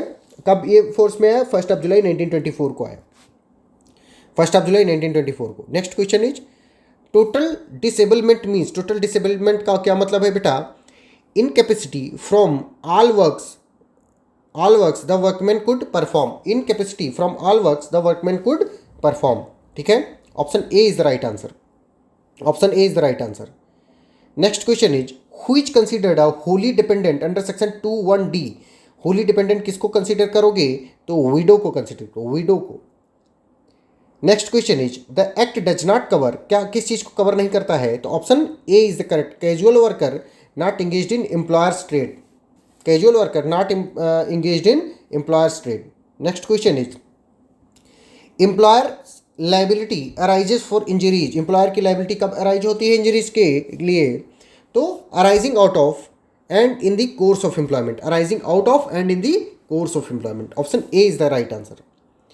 Next question is compensation for death is, अगर कोई मान लो काम करते करते मर जाता है किसी भी दुर्घटना से, तो उसको कितना कंपेंसेशन मिलेगा, 40% ऑफ मंथली वेज मिलेगा, रिलेवेंट फैक्टर को काउंटर करते हुए और इंटू रिलेवेंट फैक्टर को कंसिडर किया जाएगा, या 20,000 रुपये मिलेगा, या 20,000 रुपये मिलेगा। कहाँ पे, वर्कमैन कंपनसेशन एक्ट में ऐसे बात बताई गई है। Next question is employer is not liable if the injury is due to, injury किसके कारण है अगर, तो एम्प्लॉयर लाइबल नहीं होगा, वर्कमैन की इंटॉक्सिकेशन, अगर तुम शराब पी करके काम करने के लिए गए हो और तुमको इंजरी हो जा रही है तो तुम क्या होगा, तुमको कंपनसेशन नहीं मिलेगा, ठीक है। कभी आप लोगों ने सोचा कि लीगल नैरेटिव का लोगो इस तरह से मैंने क्यों बनाया है, मैंने ही बनाया है, ठीक है, बनवाया नहीं है किसी से। ऐसा इसलिए बनाया है क्योंकि लीगल नैरेटिव के कई बार लाइव क्लासेस में ये बात मैं बोलता रहता हूं कि जब मैं पढ़ाऊंगा तो I will penetrate each and every knowledge into your mind. तो कहीं ना कहीं से आप लोगों को ये भी दिख रहा होगा कि नॉलेज को आपके दिमाग में पेनिट्रेट किया जा रहा है, नॉलेज को आपके दिमाग में पेनिट्रेट किया जाएगा, इसलिए ये वाला लोगो बनाया गया है, ठीक है। ध्यान नहीं दिए थे ना अभी तक, कि दिए थे, हाँ मुझे पता है तुमने ध्यान नहीं दिया, दिए हो तो कमेंट में बताओ कि दिए हो तुम ध्यान इस चीज़ को कभी, कि लीगल नैरेटिव का लोगो ऐसे है, ठीक है। Next question is occupational disease are covered under, किस ऑक्यूपेशनल डिजीज किस सेक्शन में कवर्ड है, तो सेक्शन 3 क्लास 2 में कवर्ड है, ऑक्यूपेशनल डिजीज सेक्शन 3 क्लास 2 में कवर्ड है। Next question is the doctrine of added peril applies when, doctrine of added peril कब अप्लाई होता है, जब the workman takes unnecessary risk, अगर कोई वर्कमैन है वो कोई अननेसेसरी रिस्क ले लेता है जिसकी कोई रिक्वायरमेंट नहीं थी, तो उसमें डॉक्ट्रिन ऑफ एडेड पेरिल लगता है, ठीक है। Next question is in which case was carpenters hand loss deemed total disablement, किस केस में इसको टोटल डिसेबलमेंट माना गया, तो प्रताप नारायण सिंह देव वर्सेस श्रीनिवास सबाता केस में, प्रताप नारायण सिंह देव वर्सेस श्रीनिवास सबाता केस, ठीक है। Next question is claims must be filled with in, claim कब फिल माने जाएंगे, within 2 years, within 2 years. Next question is wages under the act exclude, wages में क्या एक्सक्लूड कर दिए जाते हैं, जो ट्रेवलिंग अलाउंस होते हैं उनको वेज में काउंट नहीं किया जाता। Next question is commissioner resolves dispute under किस सेक्शन में, जो कमिश्नर है वो डिस्प्यूट को रिजॉल्व करता है बेटा, तो सेक्शन 19 में करता है, सेक्शन 19 में करता है। Next question is first schedule 1 list injuries for, किस चीज़ के, कैसी इंजरीज के बारे में बात करता है, तो टोटल एंड पार्शियल डिसेबलमेंट वाली इंजरीज के बारे में बात करता है, टोटल एंड पार्शियल डिसेबलमेंट वाली इंजरीज के बारे में वो बात करता है। ठीक है, कौन सा? Schedule 1 of workman compensation act. ठीक है, आप लोगों को लग रहा होगा कि मैं ऐसे ही बकबक करता रहता हूँ, मैं कुछ किया धरा नहीं हूँ। भैया कुछ ऐसा नहीं है। देखो, मैंने भी बिहार जुडिशल सर्विस एग्जाम का इंटरव्यू वगैरह भी दिया था। भगवान की कृपा नहीं थी अभी, इसीलिए कृपा शंकर पांडे सेलेक्ट नहीं हो पाया। कितने मार्क्स से? 12 मार्क्स से। ये रहा कट ऑफ देखो, ये रहा cut off. Final cut off on result की 539 और कृपा शंकर पांडे का टोटल मार्क्स 527। ठीक है, तो कभी ये अंडर एस्टिमेट मत करना भैया कि मैं सिर्फ ऐसे चिल्ला करके यूट्यूब पे सिर्फ व्यू बिटोरने और पैसा कमाने लिए आया हुआ हूँ। I am not here to earn money. अरे पैसा मिल जाएगा तो मिल जाएगा, ठीक है, लेकिन I am here to serve you people, जो कोई भी इस चीज़ को देख रहे हो। ठीक है, अब आप लोगों को लग रहा होगा कि ये तो कैसे निकाल दिया होगा बिहार वाला। नहीं नहीं नहीं नहीं नहीं नहीं, ये देखो कहाँ गया, यूपी वाला भी है, तुमको दिखा देता हूँ। ये रहा यूपी का भी मैंने दिया। ये 577, कट ऑफ गई थी 590। ये है मेंस की कट ऑफ। ठीक है, ये रहा कृपा शंकर पांडे, यूपी का भी क्या है, 13 नंबर से इसमें नहीं हुआ। ये पहले हो गया था, 13 नंबर से फेल हुआ मैं। इसमें 12 नंबर से। इंटरव्यू में मुझको बहुत कम नंबर दिया। देखो 400 कितना 63 नंबर दिया, 1 सेकंड, 63 नंबर दिया। और यूपी वाले में कितना नंबर दिया था? यूपी वाले में इंटरव्यू में कितना नंबर दिया था? 72 नंबर दिया था। ये देखो इंटरव्यू पर्सनालिटी टेस्ट 72 नंबर 100 में से दिया था। अब पता नहीं क्या इंटरव्यू, वो बिहार वाले इंटरव्यू बोर्ड की मैंने पता नहीं कौन सी भैंस चुरा ली थी, जिसकी वजह से इसने, अगर भैया 75 नंबर दे दिया होता तो मैं क्या कर रहा होता? मैं जज वज हो गया होता और आगे की तैयारी हो रही होती। ठीक है, समझ पा रहे हो? तो इसलिए कभी भी अंडर एस्टिमेट मत करना, पढ़ाई लिखाई करते रहो। हवाबाजी यहाँ पे हम करने के लिए नहीं बैठे हुए हैं, हम यहाँ पे काम करने के लिए बैठे हुए हैं। इसीलिए देख रहे होगे आप कि हम बकवास नहीं करते हैं, हम आपको एकदम टू दी पॉइंट बातें बता करके और आगे बढ़ते चले जा रहे हैं। ठीक है, now moving toward the employees state insurance act 1948। Employees state insurance act 1948। तो जो employees state insurance corporation established under किस सेक्शन में इस्टेब्लिश किया गया है? तो सेक्शन 3 में इस्टेब्लिश किया है। कौन सा? एम्प्लॉयज स्टेट इंश्योरेंस कॉर्पोरेशन को किस सेक्शन में इस्टेब्लिश किया गया है? सेक्शन 3 में इस्टेब्लिश किया गया है। Next question is who appoint the chairman of the corporation? कौन अपॉइंट करता है? तो सेंट्रल गवर्नमेंट करती है। Next question is the standing committee administers the corporation affair under किस सेक्शन में करती है अफेयर? तो सेक्शन 8 में करती है। Standing committee administers corporation affair under section 8 में ऐसा करती है। ठीक है, next question is contribution rates under ESI act was prescribed by, किसके द्वारा किया जाता है इसको? तो सेंट्रल गवर्नमेंट के द्वारा, मतलब सेंट्रल गवर्नमेंट ही सब कुछ करती है इस वाले एक्ट में। Sickness benefit is covered under किस सेक्शन में? तो सेक्शन 49 में सिकनेस बेनिफिट की बात की गई है। सिकनेस बेनिफिट की बात सेक्शन 46 में की गई। Next question is the principal employer is responsible for, principal employer किस चीज़ के लिए रिस्पॉन्सिबल है? तो principal employer is responsible for both employer और एम्प्लॉयज के कॉन्ट्रीब्यूशन को पे करने के लिए वो रिस्पॉन्सिबल है। ठीक है, next question is the time limit for filing claims in employees insurance court is कितने दिन का? तो 3 साल का, 3 year. Next question is penalty for failure to pay contribution includes, अगर तुम कॉन्ट्रीब्यूशन पे करने में फेल हो जाते हो तो पेनाल्टी कितनी लगेगी? तो तुम्हें लगेगी इम्प्रिजनमेंट अप टू 3 ईयर, 3 साल की सजा हो सकती है विद मिनिमम टर्म्स। ठीक है, 3 साल की तक की सजा होगी आपको, या तो तुम उसका पेमेंट कर दो।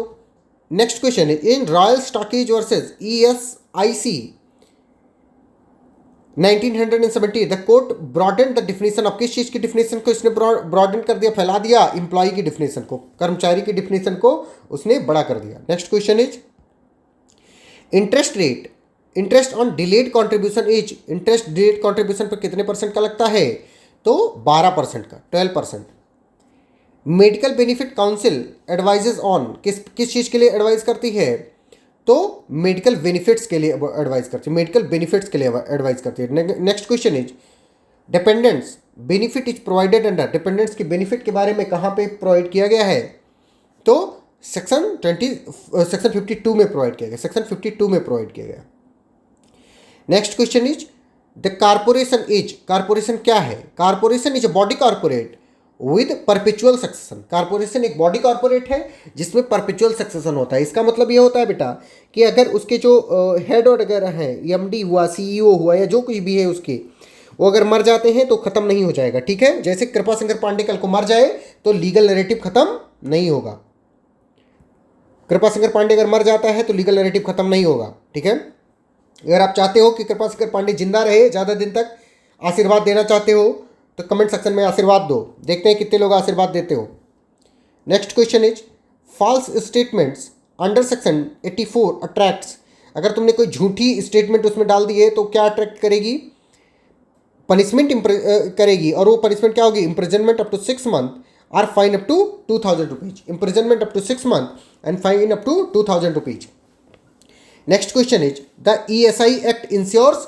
ईएसआई एक्ट क्या इंश्योर करता है कि all employees in covered establishments, कोई जितने भी एम्प्लॉयज हैं वो उस इस्टेब्लिशमेंट में उसमें कवर हो जाए। ठीक है, और ये तो मैंने आपको ये वाला पेज आपको दिखाई दिया है कि भाई हमने उत्तर प्रदेश जुडिशियल सर्विस में भी कुछ उखाड़ा हुआ है। ठीक है, ये सब दिखाना इसलिए ज़रूरी है क्योंकि आप लोगों को कई बार हो सकता है लगता हो कि ये बक बक बक नाजायज करता रहता है, इसको कोई और काम नहीं है। भाई बहुत काम है, हम खुद के लिए भी पढ़ रहे हैं, लेकिन I have to establish this legal narrative in order to transform the legal education and I will do that. ठीक है, और आप लोगों के आशीर्वाद से, आप लोग आशीर्वाद कमेंट सेक्शन में देते रहो।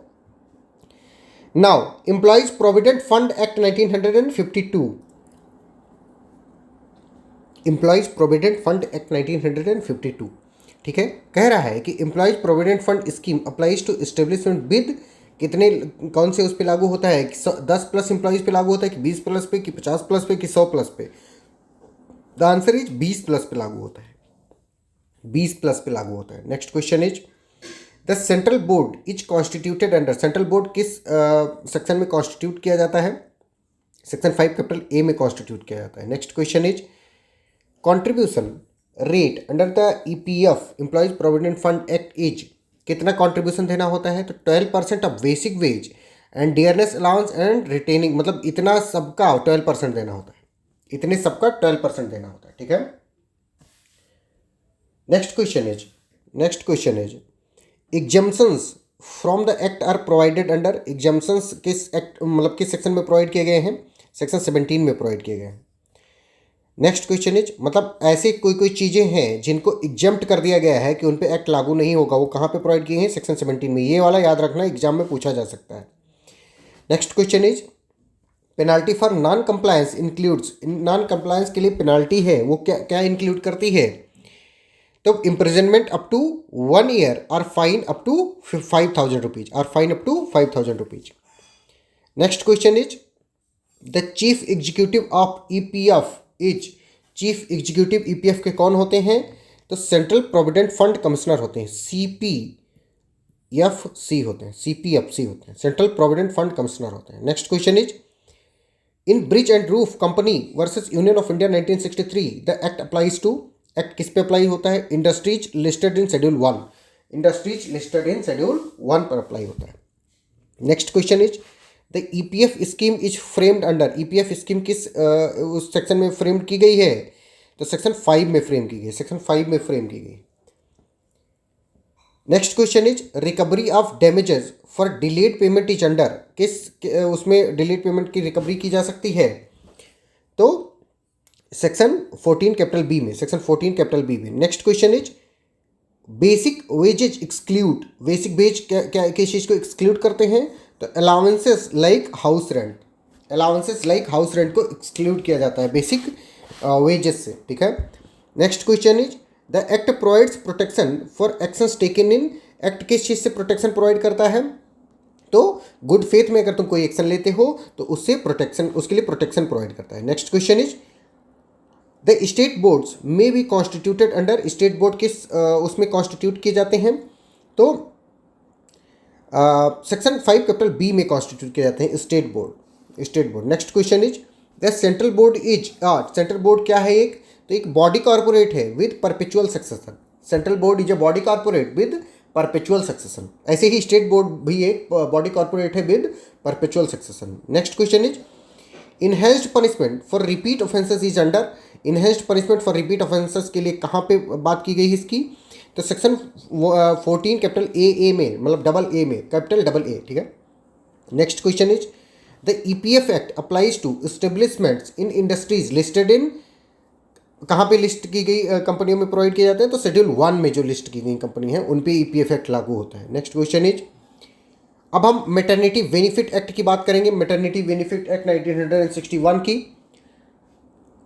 First question is the maternity benefit act 1961 applies to establishment, किन एस्टेब्लिशमेंट पर लागू होता है, तो उन सारी एस्टेब्लिशमेंट पर लागू होता है जहां पे 10 से ज़्यादा इंप्लॉयज होते हैं। Next question is employment of women in is prohibited for, किस चीज़ के लिए प्रोहिबिट किया गया है, 26 वीक तक, मतलब 6 वीक पोस्ट डिलीवरी। मान लो डिलीवरी आज हुई, आज मान लो 1 जनवरी 2024 है, या 2025 या 2026 है, यहाँ से 26 वीक तक पोस्ट डिलीवरी, मान लो आज तुम्हारी डिलीवरी हुई, बच्चा पैदा हुआ है तुमको, तो इससे 6 वीक तक, 6 हफ्तों तक तुमको काम करने नहीं दिया जाएगा, प्रोहिबिट किया है। मतलब तुमको आराम की ज़रूरत है, तुमको क्या खिलाया पिलाया जाएगा, अच्छा अच्छा खाना वाना, ठीक है। तो 6 वीक, 6 वीक्स, ठीक है। Next question is originally maternity benefit was provided for, maternity benefit पहले कितने दिन के लिए प्रोवाइड की जाती थी, तो 12 वीक्स के लिए प्रोवाइड की जाती थी, ठीक है। The 2017 amendment increase the maternity benefit act to 26 weeks, 26 week बढ़ा करके 2017 अमेंडमेंट से कर दिया गया है, ठीक है। Next question is the act does not apply where, act कहाँ पे अप्लाई नहीं होता है, ईएसआई एक्ट पर अप्लाई नहीं होता, ईएसआई एक्ट पर अप्लाई नहीं होता है। Next question is notice for claiming maternity benefit is required under, notice कहाँ पे रिक्वायर्ड है, किस सेक्शन में रिक्वायर्ड है, तो सेक्शन 6 में रिक्वायर्ड है नोटिस मैटरनिटी बेनिफिट। मतलब अगर आप लेडी हो, आप प्रेग्नेंट हो गई हो, तो आपको क्या करना होगा, नोटिस देना होगा कि हम प्रेग्नेंट हो गए अपने एम्प्लॉयर को। Next question is protection from dismissal during pregnancy is under, किस सेक्शन में तुमको प्रोटेक्ट किया गया, बचाया गया है, तो सेक्शन 12 में बचाया गया, सेक्शन 12 में बचाया गया। Next question is the municipal corporation of Delhi versus female workers 2000 benefits were extended to, benefit को एक्सटेंड कर दिया गया है किस उसमें, तो डेली वेज वर्कर को भी उसमें अब रख दिया गया है कि उनके ऊपर भी मैटरनिटी बेनिफिट एक्ट का काम लागू होगा, मतलब मैटरनिटी बेनिफिट एक्ट लागू होगा। कौन से केस में, municipal corporation of Delhi versus female workers. Next question is the act regulates employment in, act क्या रेगुलेट करता है, तो it regulates the employment in factory, mines and plantation, सब चीज़ को रेगुलेट करता है, चाहे जहाँ पर काम कर रहे हो उस चीज़ को ही ये रेगुलेट करेगा। Next question is maternity benefit is paid at, maternity benefit किस चीज़ पे पेड की जाती है, तो एवरेज डेली वेज पे, मतलब जितना तुम पाते थे उतना ही पाओगे, चाहे तुम प्रेग्नेंट हो जाओ चाहे नहीं, ठीक है। यार ये बढ़िया जुगाड़ है कि मतलब जैसे ही वो हो फिर प्रेग्नेंट हो जाओ, जैसे ही हो तो वैसे फिर प्रेग्नेंट, नहीं, ऐसा नहीं काम चलेगा। कुछ लिमिट इस पे लगाई गई है कि ये जो बेनिफिट है सिर्फ 2 प्रेगनेंसी तक मिलती है, उसके बाद में कम कर दिया जाता है, क्योंकि अगर ऐसा होगा तो हर चौथे दिन लोग प्रेग्नेंट रहेंगे, ठीक है, और इससे क्या होगा कि बहुत वो हो जाएगा, मतलब इसका दुरुपयोग ना हो, इसके लिए उस चीज़ को लिमिट कर दिया गया, ठीक है। Next question is the scope of the act can be extended by, किसके द्वारा एक्सटेंड किया जा सकता है, तो state government with central approval, state government के द्वारा इसका स्कोप एक्सटेंड किया जा सकता है, लेकिन सेंट्रल गवर्नमेंट की अप्रूवल चाहिए होती है। Next question is in B Shah versus presiding officer 1978 a week was defined as, a week कितने दिन का होता है, तो 7 डेज इंक्लूडिंग संडे का होता है, किसमें, B Shah versus presiding officer case 1978 में ये बात बताई गई। Next question is the act's primary objective, maternity benefit act का प्राइमरी ऑब्जेक्टिव क्या है, तो है provide maternity benefit, to provide maternity benefit, जैसे नमो है भैया मैटरनिटी बेनिफिट एक्ट, तो मैटरनिटी बेनिफिट के लिए ही तो प्रोवाइड किया गया होगा, ठीक है। Next question is the maternity benefit provides period includes, इसमें क्या क्या इंक्लूड होता है, तो 6 weeks before and after delivery, मतलब सब कुछ इंक्लूड होता है बेनिफिट में। Next question is the 2017 amendment applies to, कहाँ पे अप्लाई होता है, तो इस्टेब्लिशमेंट 10+ एम्प्लॉयज, उन सारे इस्टेब्लिशमेंट पर लागू होता है जिसमें 10+ एम्प्लॉयज हैं, ठीक है। नाउ मिनिमम वेजेस एक्ट 1948 को हम पढ़ेंगे, तो तो the minimum wage act 1948 aims to किस चीज़ के लिए एम करता है, तो प्रिवेंट वर्कर्स एक्सप्लॉयटेशन, कि वर्कर्स का बेटा एक्सप्लॉयटेशन ना हो, उनको कम कम पैसे में उनसे बेगार ना कराया जाए, बेगार। ठीक है। Next question is minimum wages must be reviewed every, कितने दिन पे इनको रिव्यू किया जाएगा, एवरी 5 ईयर, एवरी 5 ईयर इनको रिव्यू किया जाएगा, किसको, मिनिमम वेज को। Next question is different minimum wage rate can be fixed for, different minimum wage rate को फिक्स किया जा सकता है कितने कितने दिनों के लिए, तो डिफरेंट लोकेलिटीज के लिए। ठीक है।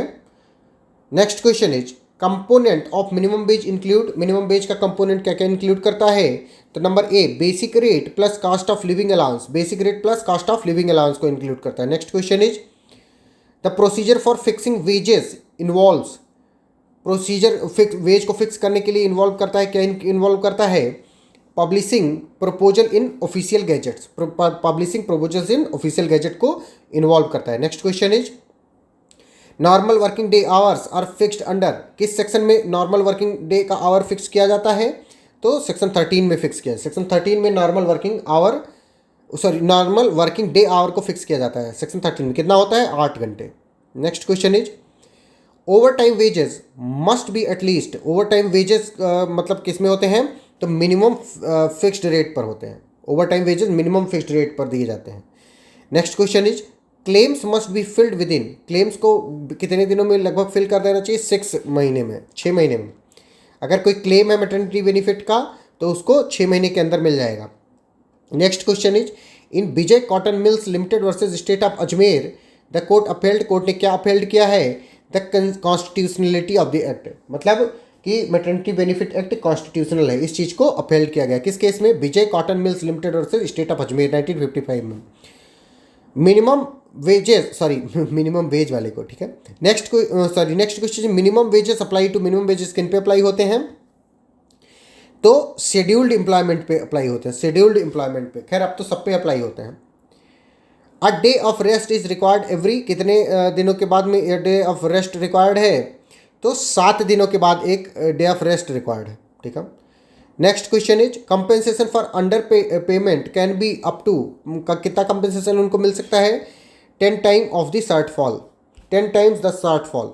Next question is piece workers are entitle to, piece worker किस चीज़ के लिए इंटाइटल है, मिनिमम टाइम रेट के लिए, मिनिमम टाइम रेट के लिए। Next question is the act allows single application for, किस चीज़ के लिए अलाउ करता है, तो मल्टीपल एम्प्लॉयज़ क्लेम से, एक ही तुम एक ही एप्लीकेशन दोगे उससे मल्टीपल कर सकते हो। ठीक है। Next question is in workman versus Raptakos Brett and company limited 1992 minimum wage must cover, minimum wage में क्या कवर होना चाहिए, तो basic needs of worker and family, मतलब जो वर्कर है और उसकी जो फैमिली है उसकी बेसिक नीड कवर होनी चाहिए, किसमें, मिनिमम वेज में। Next question is next act is factories act 1948, factories act 1948, इसको भी हम लोग डिस्कस कर लेते हैं। ठीक है। Factories act 1948, a factory is identified as premises within, कब उसको एज अ फैक्ट्री मतलब आइडेंटिफाई किया जाएगा, जब 10 वर्कर विद पावर, मतलब कोई अगर पावर यानी इलेक्ट्रिसिटी या कोई ऐसी मशीन है उससे काम करती है, और या 20 प्लस कर्मचारी उसमें काम करते हैं जिसमें विदाउट पावर यानी विदाउट इलेक्ट्रिसिटी काम होता है। ठीक है। मशीनरी मस्ट बी, मशीनरी कैसी होनी चाहिए, मस्ट बी फेंस्ड होनी चाहिए टू प्रिवेंट एक्सीडेंट, कई बार एक्सीडेंट होता है, लोगों के हाथ कट जाते हैं, लोगों के पैर कट जाते हैं, तो उसको रोकने के लिए जो भी मशीनरी लगी हुई है उसकी प्रॉपर फेंसिंग होनी चाहिए। ठीक है। Next question is creches are mandatory where there are, कितने लोग होंगे, तो क्रेचेस मैंडेटरी हैं, 30 प्लस विमेन काम कर। क्रेचेस का मतलब क्या होता है, बच्चों का देखरेख करने की फैसिलिटी। ठीक है। बच्चों के देखरेख की फैसिलिटी, लिखा भी होगा क्रेच एनीवेयर, लेकिन नहीं लिखा है, हिंदी नहीं लिखा है। जहाँ पे क्रेच मतलब होता है जहाँ पे छोटे छोटे बच्चों को ऐसे मतलब खिलाने पिलाने, उनको देखने की व्यवस्था होती है, उसको क्रेच कहते हैं। The factories act regulates, factory act क्या रेगुलेट करता है, तो it regulates safety health and welfare of the workman and the employer, मतलब वहाँ पे जो लोग भी काम करते हैं उनकी सेफ्टी हेल्थ या वेलफेयर वगैरह के बारे में बात करता है। ठीक है।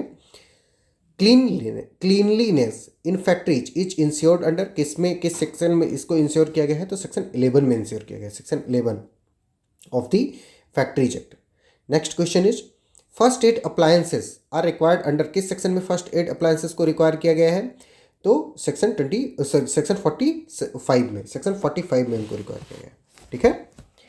Next question is licensing of factories is under, licensing को किस उसमें करोगे, किस सेक्शन में रिक्वायर्ड है वो? तो सेक्शन 6 में रिक्वायर्ड है। ठीक है। Next question is precautions against dangerous fumes are under किस सेक्शन में डेंजरस फ्यूम्स से प्रिकॉशन लोगे? तो सेक्शन 36 में, सेक्शन 36 में। Next question is in JK industries limited versus chief inspector of factories 1996 a worker is, किस वर्कर क्या होता है ये? तो any employed in a factory, any one, जो उस फैक्ट्री में कोई भी है जो काम करने के लिए एम्प्लॉय किया गया है, वो क्या है? वर्कर है। Washing facility are provided under, washing facility के बारे में कहाँ पे बात की गई है? तो सेक्शन 42 में बात की गई है, सेक्शन 42 में। The act ensures drinking water यानी आर ओ वगैरह लगा होना चाहिए, पीने होने का पानी, ठंडा पानी होना चाहिए गर्मी के महीने में, ठंडी के महीने में मतलब नॉर्मल होना चाहिए। इसकी व्यवस्था कहाँ पे की गई है? तो सेक्शन 18 में की गई, सेक्शन 18 में की गई।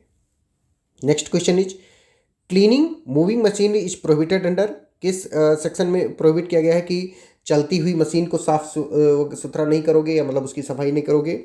तो इसकी बात की गई सेक्शन 22 में, सेक्शन 22 में बात की गई है कि कोई मशीनरी ऑन स्टेज में मतलब चलती स्टेज में उसकी साफ सफाई नहीं करोगे। Next question is the objective of the factory act is, उसका क्या ऑब्जेक्टिव है?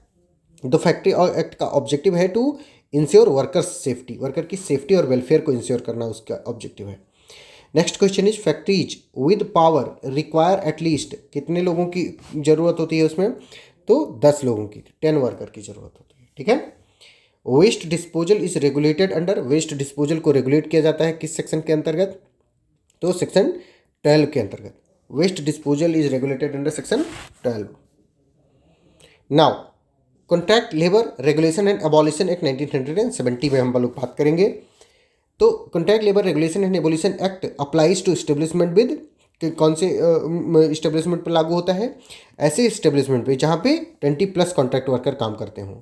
अ contractor is defined as someone who, वही कॉन्ट्रैक्टर कौन होता है बेटा? एक कॉन्ट्रैक्टर होता है हु सप्लाइज कॉन्ट्रैक्ट लेबरर, जो कॉन्ट्रैक्ट लेबरर को सप्लाई करता है वो कॉन्ट्रैक्टर होता है। Next question is registration is required by, registration किसके द्वारा रिक्वायर होता है? तो प्रिंसिपल एम्प्लॉयर के द्वारा रिक्वायर होता है, कॉन्ट्रैक्टर के द्वारा रिक्वायर नहीं है।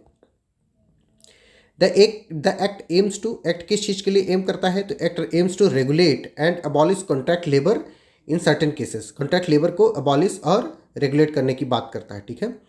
Next question is canteens are required for, canteen कितने लोगों के लिए रिक्वायर्ड होती है? मतलब अगर कितने वर्कर काम कर रहे हैं तो कैंटीन की ज़रूरत होती है। तो अगर 100 से ज़्यादा वर्कर काम करते हैं तो कैंटीन की ज़रूरत होती है। ठीक है। Next question is licensing of contractor is under, licensing की जरूरत कब होती है, किस सेक्शन में बताया गया है बात? तो सेक्शन 12 में बताया गया, सेक्शन 12 में बताया गया है। ठीक है। In some states like Maharashtra the act applies to, act किन पे अप्लाई होता है?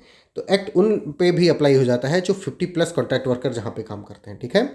Next question is prohibition of contract labour is under, contract labour का प्रोहिबिशन किस सेक्शन में किया गया है? तो सेक्शन 10 में किया गया है, सेक्शन 10 में किया गया। Next question is the principal employer is liable for immunities if, मतलब अगर कोई इम्यूनिटीज या सुविधाएं हैं उनके लिए लायबल होता है अगर कॉन्ट्रैक्टर फेल हो जाता है तो। ठीक है। तो प्रिंसिपल एम्प्लॉयर लागू वो होगा। ठीक है। कॉन्ट्रैक्टर मतलब हिंदी में जिसको ठेकेदार कहते हैं। ठीक है। Next question is the steel authority of India limited versus national union water front workers 2001 the court rule, court ने क्या बताया? कोर्ट ने बताया कि the contract labour must be absorb if prohibited. ठीक है। कॉन्ट्रैक्ट लेबर को एब्जॉर्ब कर लेना होगा, उनको अशोषित करना होगा। ठीक है। Next question is rest rooms are required for, rest rooms का मतलब क्या होता है बेटा? विश्राम किया, वो वॉशरूम वगैरह जाने की फैसिलिटी कहाँ पे करनी होगी? तो जहाँ पे ओवरनाइट हाल्ट होगा, जहाँ पे ओवरनाइट हाल्ट होगा वहाँ पे रेस्ट रूम्स की भी व्यवस्था करनी होगी। Next question is first aid facilities are under, first aid facilities किस सेक्शन में प्रोवाइड की गई हैं? तो सेक्शन 19 में प्रोवाइड की गई, सेक्शन 19 में प्रोवाइड की हैं। Next question is wages are the responsibility of, wages किस चीज़ की रिस्पॉन्सिबिलिटी है? तो कॉन्ट्रैक्टर की रिस्पॉन्सिबिलिटी है। Next question is appeals against licensing decisions are within किस सेक्शन में? तो सेक्शन 30 में उनके खिलाफ अपील की बात की गई है, सेक्शन 30 में, ठीक है। Next question is the principal employer is defined under, principal employer को किस सेक्शन में डिफाइन किया गया है? तो सेक्शन 2 क्लास 1 सब क्लास जी में डिफाइन किया गया, ठीक है। सेक्शन 2 क्लास 1 सब क्लास जी में डिफाइन किया गया। नेक्स्ट क्वेश्चन इज, अच्छा ये तो मतलब अभी तक के जितने भी लेबर लॉज थे उनके हम लोगों ने क्वेश्चन डिस्कस कर लिया है।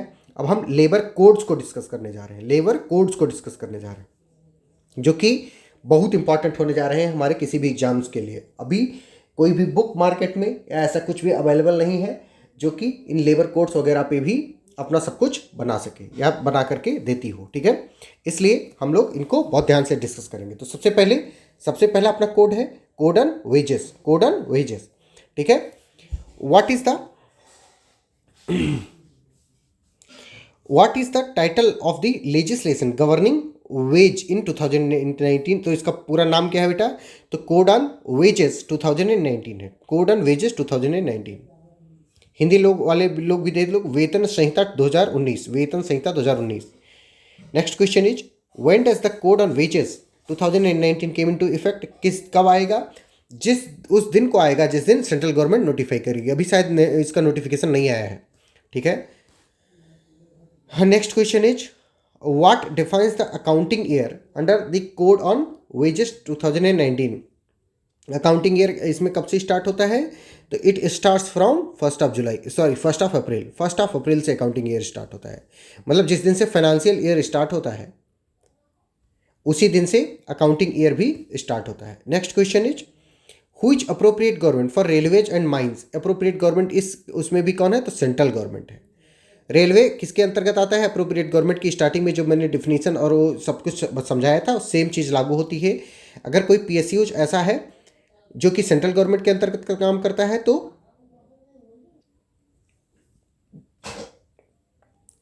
अप्रोप्रिएट गवर्नमेंट रेलवे वगैरह के लिए कौन हो गया? सेंट्रल गवर्नमेंट हो गया।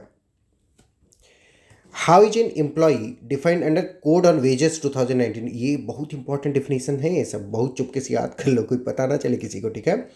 तो persons employed for any type of work including skilled, unskilled और सुपरवाइजरी, ठीक है।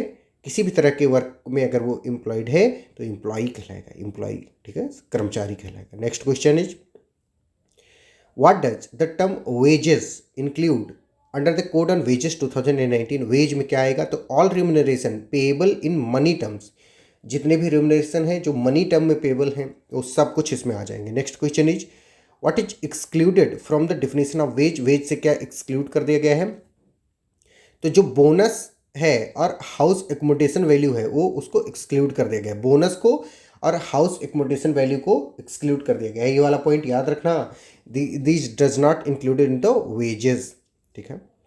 Next question is when are excluded payments considered part of wages? ठीक है, कब इनको कंसीडर किया जाता है? तो if they exceed 50% of total remuneration, if they exceed 50% of total remuneration, अगर वो 50% ऑफ टोटल रिम्यूनरेशन को एक्सीड कर जाते हैं तो उनको क्या कर दिया जाता है बेटा? पार्ट ऑफ वेज से एक्सक्लूड कर दिया जाता है, मतलब उनको फिर पार्ट ऑफ वेज कंसीडर करने लगते हैं, ठीक है। Next question is what does section 3 prohibits regarding wages? क्या किस चीज़ को प्रोहिबिट करता है? तो it prohibits gender based discrimination in wages, gender based discrimination in wages को प्रोहिबिट करता है, ठीक है। ज़्यादा रात हो गई, नींद आने लगी है, कोई बात नहीं, कर देता हूँ रिकॉर्ड। कितना पेज हो गया है? 72 हुआ है, अभी 107 यानी 30-32 पेज, चलो ठीक है कर देते हैं। What must employers pay at least under section 5? क्या पे करना होगा उसको? तो ये the minimum wage rate notified by the appropriate government, उसको पे करना होगा, ठीक है। Next question is how often are minimum wages typically revised? Typically कब तक उसको रिवाइज करना होगा? तो एवरी 5 ईयर पे मिनिमम वेज को रिवाइज करना होगा as per code on wages act, code on wages 2019 में, ठीक है। What is the floor wage? Floor wage क्या होता है? Floor wage are the minimum living standard wage set by the central government. ठीक है, मिनिमम लिविंग स्टैंडर्ड वेज होते हैं जो सेंट्रल गवर्नमेंट सेट करती है, उसको हम फ्लोर वेज भी कहते हैं, फ्लोर वेज भी कहते हैं। ठीक है, ये सब डायरेक्ट क्वेश्चन आएंगे और आप लोग घबरा जाओगे, तो इसलिए याद कर लो कि जो minimum living standard wage set किया जा रहा है सेंट्रल गवर्नमेंट के द्वारा, उसको हम फ्लोर वेज कहते हैं, FLOOR, फ्लोर वेज। ठीक है, इसका मतलब ये नहीं है कि जो कंपनी के फ्लोर पे वेज दिया जा रहा है वो फ्लोर वेज है ना। What is the minimum over time pay rate? Minimum over time pay rate क्या है? तो ट्वाइस द नॉर्मल रेट, मतलब अगर तुम 50 रुपये पा रहे हो पर घंटा तो तुम 100 रुपये पर घंटा पाओगे। ठीक है, इसको ओवर टाइम पे रेट कहेंगे। Hour wages payable under section 15, wages कैसे पेबल हैं? तो ये इन कैश दिया जा सकता है, चेक के द्वारा, बैंक ट्रांसफर के द्वारा, इलेक्ट्रॉनिकली भी दिया जा सकता है या इलेक्ट्रॉनिकली भी दिया जा सकता है। Next question is what is the maximum wage period allowed? Maximum wage period कितना दिन का अलाउड है? तो मंथली अलाउड है, monthly. When must wages be paid for terminated employees? कब वेज पे किए जाएंगे? Within 2 working days, within 2 working days pay किए जाएंगे। ठीक है, टर्मिनेटेड एम्प्लॉयज को। Next question is what is the maximum total deduction allowed from wages? Maximum total deduction कब कैसे अलाउ किया गया है? तो 50% का, 50% का।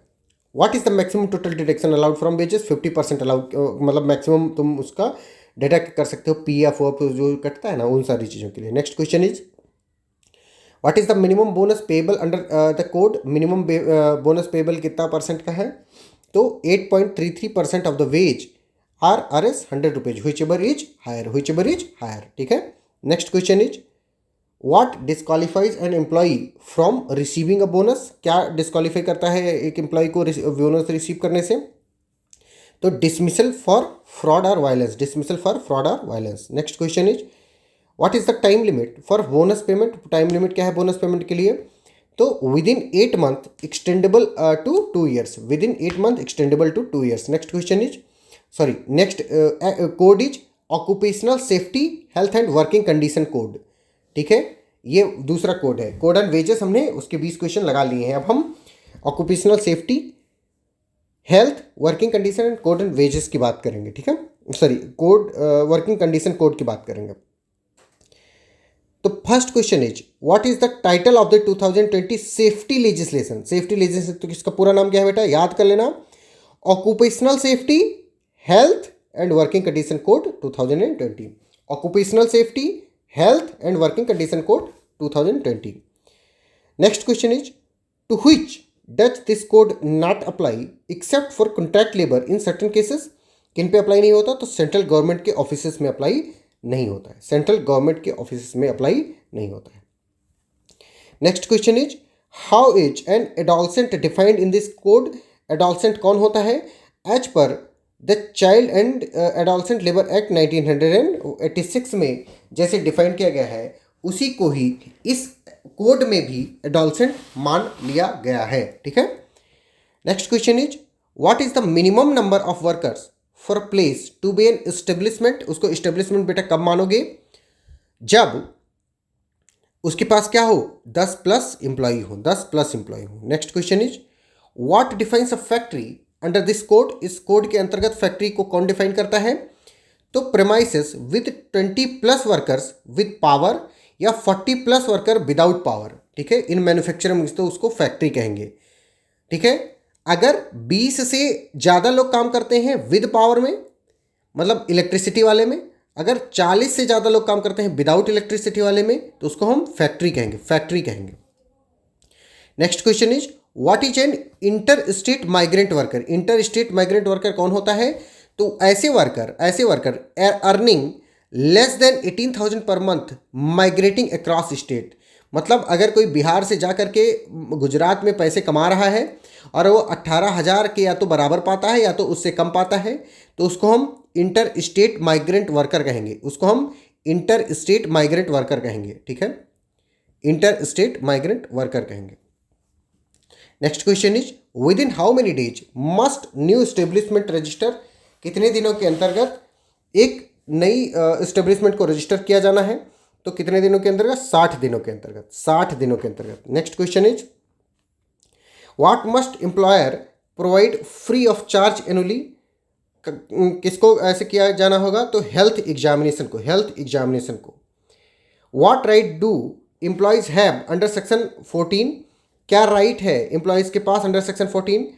तो क्या है? Refused work posing imminent danger, कोई भी जो वर्क है वो अगर इमिनेंट डेंजर पोज कर रहा है तो उसको करने से वो रिफ्यूज कर सकता है, मना कर सकता है, ठीक है, इनकार कर सकता है।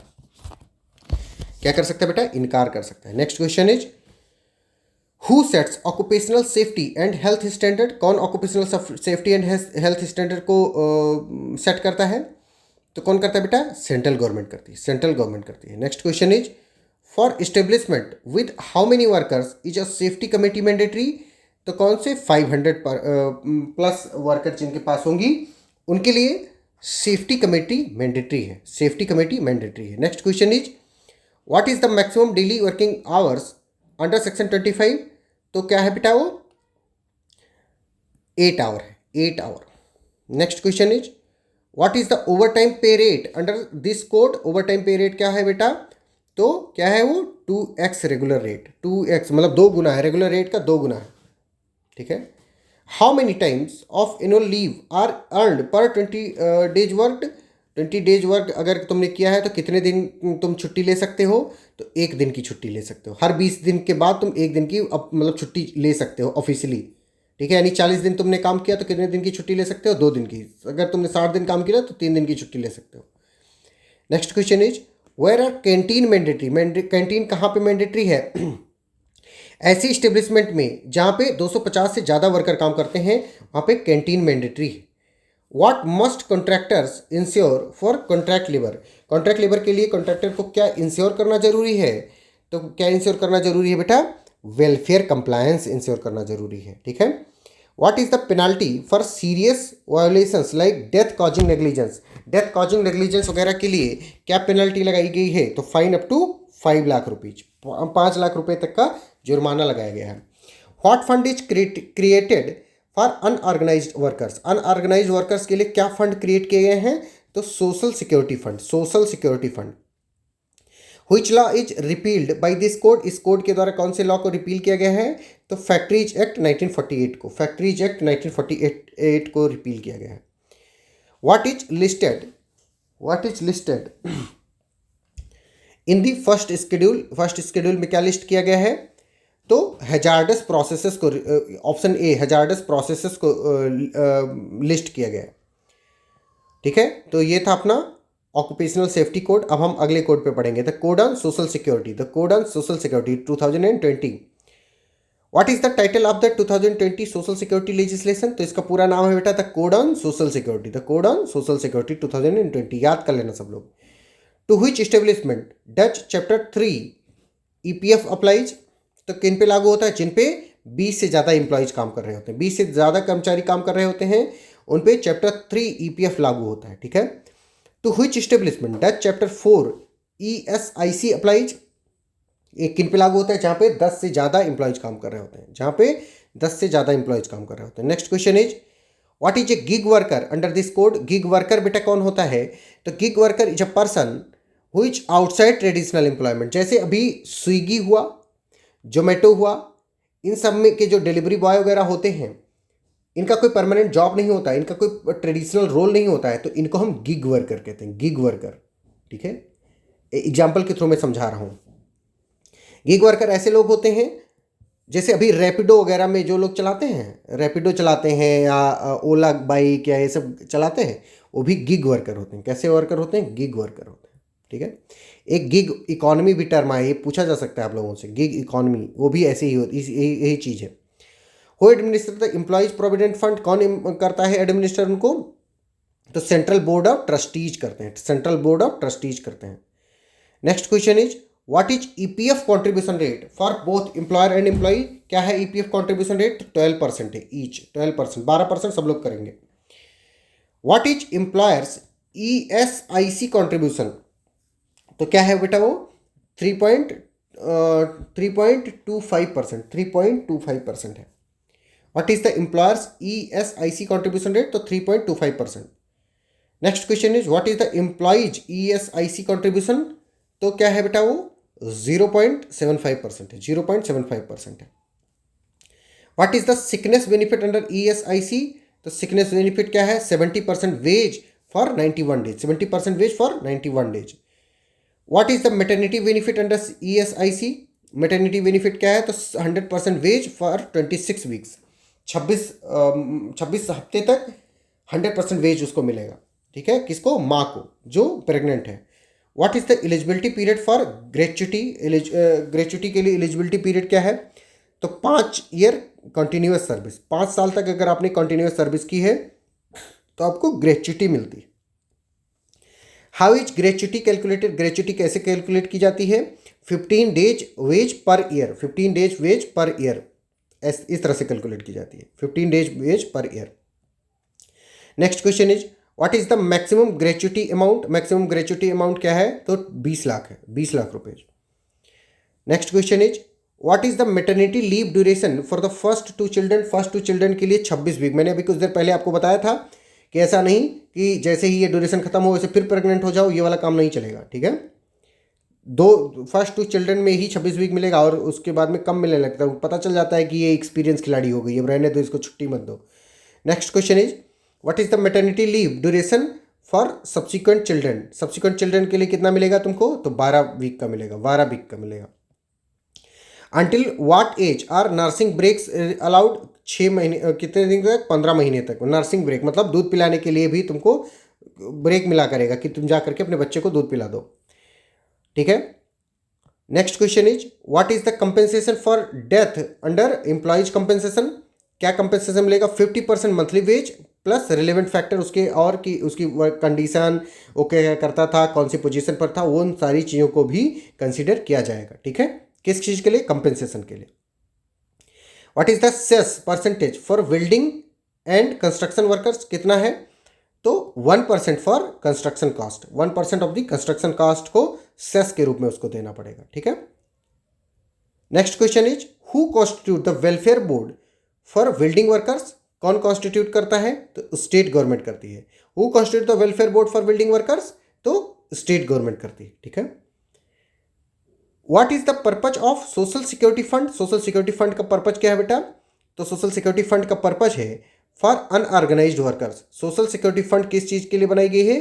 फॉर अनऑर्गेनाइज्ड वर्कर्स के लिए बनाई गई है। ठीक है, तो अपना नेक्स्ट कोड है industrial relation code 2020, industrial relation code 2020।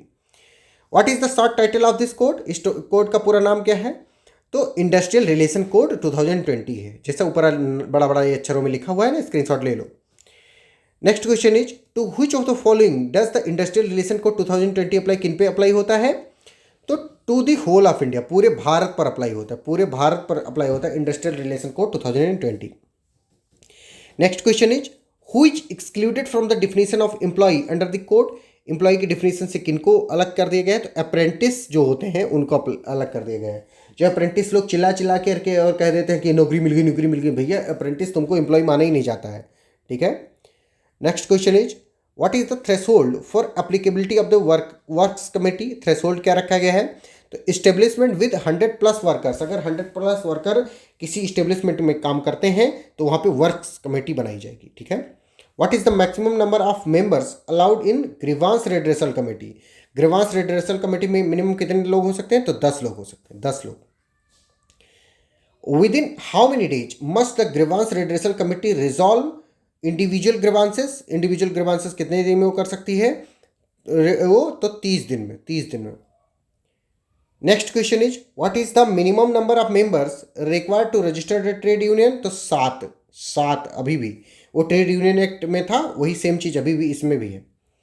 For a trade union to be recognised as a sole negotiating union what percentage of support it must have? तो 51% सपोर्ट अगर इसके पास होगी तो उसको सोल नेगोशिएटिंग यूनियन माना जाएगा। ठीक है, विच of the following is not included in the definition of wages under the code? Definition of wages under the code में किसको नहीं माना जाता है? तो ओवर टाइम पे को नहीं माना जाता है वेज के डिफिनेशन में। ठीक है, next question is what is the threshold for the applicability of the standing order? किसको थ्रेशोल्ड माना गया बेटा? तो एस्टेब्लिशमेंट विद 300+ वर्कर को माना गया। ठीक है, who provides the model standing order? Model standing order कौन प्रोवाइड करता है? तो model standing order is provided by central government. Model standing order is provided by central government. Within how many months must an employer submit draft standing order to the certifying officer? कितने दिन के अंदर उसको draft पेश करना होगा बेटा? 6 महीने के अंदर, 6 month. Within how many months, फिर से पढ़ लो, must an employer submit draft standing order to the certifying officer? 6 months. How many days notice is required for change in conditions listed in the third schedule? तो किसमें कितने दिन में? 21 days. 21 days. Who can voluntarily refer an industrial dispute to an arbitration? Industrial dispute को किसी arbitration में refer तुम कर सकते हो. कौन कर सकता है? बोथ एम्प्लॉयर कर सकता है और workers by the agreement. Employer and worker by agreement, कोई भी कर सकता है. एम्प्लॉयर भी कर सकता है, वर्कर भी कर सकते हैं. What is the time limit for conciliation officer to submit a report? कितने दिन में उसको करना होगा? तो 14 दिन में कंसिलिएशन ऑफिसर को करना होगा अपना report submit. Next question is which body handles dispute of national importance or involving multi state establishment? कौन करेगा? तो नेशनल इंडस्ट्रियल ट्राइब्यूनल करेगा. NIT, नेशनल इंडस्ट्रियल ट्राइब्यूनल करेगा. कैसे? नेशनल लेवल के इंपॉर्टेंस के कोई भी डिस्प्यूट होंगे तो उनको हैंडल करेगा. ठीक है. या कोई 2 स्टेट के बीच में या 2 से ज़्यादा स्टेट के बीच में कोई, मतलब 2 या 2 से ज़्यादा स्टेट के बीच की कोई इंडस्ट्री है, उसके बीच कोई डिस्प्यूट होगा तो उसको कौन हैंडल करेगा? नेशनल इंडस्ट्रियल ट्राइब्यूनल हैंडल करेगा. What is the notice period required for strike in public utility service? इसमें भी कितने दिन की नोटिस जरूरी है? तो 14 दिन की नोटिस जरूरी है. 14 दिन की, 14 days. Under what condition is strike considered illegal? Strike कब किस में इलीगल कंसिडर की जाती है? तो without notice in public utility, अगर तुमने नोटिस नहीं दिया है यूटिलिटी सर्विस तो वो भी इलीगल है. ड्यूरिंग कंसिलिएशन प्रोसीडिंग, ये भी इलीगल है. तो यानी both A and B. Without notice in public utility services में अगर तुम स्ट्राइक करते हो तो क्या है बेटा? वो इलीगल है. ठीक है. और अगर कंसिलिएशन प्रोसीडिंग चल रही है और उस टाइम पे भी तुम ऐसे दांत निकाल करके तुम जा करके क्या कर रहे हो? स्ट्राइक वगैरह कर रहे हो तो वो भी स्ट्राइक इलीगल है. What compensation is provided to workers during lay off? Lay off करते टाइम पे क्या उनको प्रोवाइड करना होगा? तो 50% of basic wage and dearness allowance provide करना होगा. ठीक है. What is the notice period required for retrenchment? Retrenchment के लिए नोटिस पीरियड कितने दिन का प्रोवाइड किया गया है? तो कितने दिन का? 1 महीने का. 1 महीने, 1 month. For establishment with how many workers etch permission required for retrenchment? कितने उसके जरूरी है? तो B, 100+ वर्कर्स के लिए जरूरी. 100+ वर्कर्स के लिए जरूरी है. What is the notice period required for closure of an establishment with 100+ workers? तो कितने दिन के लिए बेटा? तो 60 डेज के लिए. 60 डेज के लिए. Which of the following establishments are covered under Chapter 10 for special provisions on layoff, retrenchment and closure? तो कितने दिन के लिए बेटा? माइंस अगर होगी तो विद 100+ वर्कर्स के लिए. माइंस होगी अगर तो 100+ वर्कर्स के लिए. ठीक है. Next question is what is the purpose of worker reskilling fund? Worker reskilling fund का पर्पज क्या है बेटा? To support retrenched worker. जो जिन वर्कर की छटनी कर दी गई है उनको फिर से रीस्किल करने के लिए, उनको फिर से पढ़ा लिखा करके फिर से नौकरी दिलवाने के लिए काम किया गया. ठीक है. Where are unfair labour practices list? Unfair labour practices कहाँ पे लिस्ट की गई हैं? तो सेकेंड स्केड्यूल में की है. सेकेंड स्केड्यूल में की गई. What is the maximum fine for offence under the code? कि मैक्सिमम फाइन कितना है बेटा? 5 लाख रुपए का है. 5 लाख रुपए का. ठीक है. Next question is during pending disputes what protection is provided to workers? Pending dispute में कौन सा प्रोटेक्शन प्रोवाइड किया गया है? तो प्रोटेक्शन प्रोवाइड किया गया है no changes in conditions without permission. कोई भी चेंज नहीं किया जाएगा विदाउट परमिशन के. ठीक है. ये प्रोटेक्शन किया गया है. Who can represent parties in industrial dispute? Industrial dispute में पार्टीज को कौन रिप्रेजेंट कर सकता है? तो वर्कर्स, यूनियंस और एम्प्लॉयर एसोसिएशन जो होते हैं वो कर सकते हैं. ठीक है. What matters are included in the first schedule? First schedule में कौन से मैटर को इंक्लूड किया गया है? तो मैटर्स फॉर स्टैंडिंग ऑर्डर्स को इंक्लूड किया गया है. ठीक है. Next question is which of the following is an example of N unfair labour practice? Unfair labour practice का एग्जांपल क्या है? तो employer interference in trade union उसका एग्जांपल है. Employer interference in trade unions उसका एग्जांपल है. Next question is what is the composition of works committee? Works committee का example क्या है?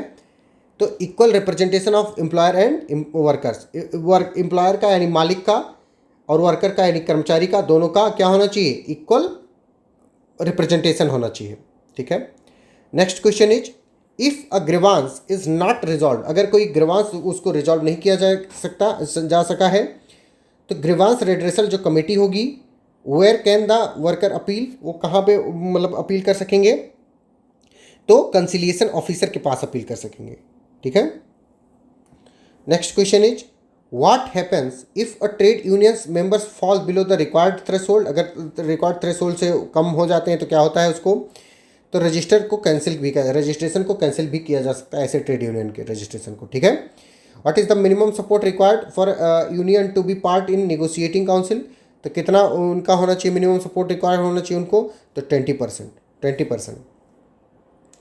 Which of the following is true regarding civil immunity for trade unions, तो they have immunity for acts in furtherance of dispute, अगर कोई dispute हुआ है उसके furtherance में अगर वो कोई काम करते हैं, कोई डिस्प्यूट, कोई लड़ाई झगड़ा करते हैं, तो उनकी सिविल लाइबिलिटी नहीं बनती, यानी उनके खिलाफ केस नहीं कर सकते हो। Next question is who certifies the standing orders, standing order को कौन सर्टिफाई करता है, तो कौन करता है बेटा, सर्टिफाइंग ऑफिसर करता है, सर्टिफाइंग ऑफिसर करता है। Next question is what is the time limit for direct application to the tribunal if a grievance remains unresolved, अगर कोई ग्रीवांस है वो अनरिजॉल्व रह जाता है तो उसके लिए टाइम लिमिट कितनी रखी गई है, तो 45 दिन रखी गई, 45 डेज रखी गई। ठीक है।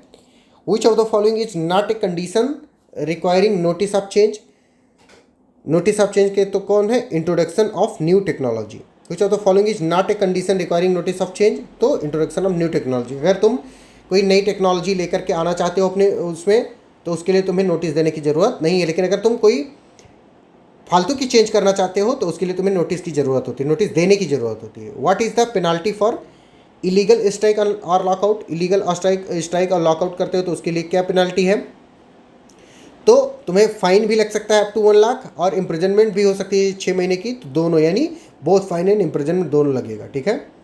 Next question is which chapter deals with the workers reskilling fund, कौन सा चैप्टर रीस्किलिंग फंड के लिए डील करता है, तो चैप्टर 11 डील करता है, चैप्टर 11 डील करता है। तो इसके साथ ही अपना लेबर लॉ कंप्लीट होता है, एकदम कंप्लीट। हमने सारे इंपॉर्टेंट एक्ट को, सारे इंपॉर्टेंट कोड को पढ़ा दिया है।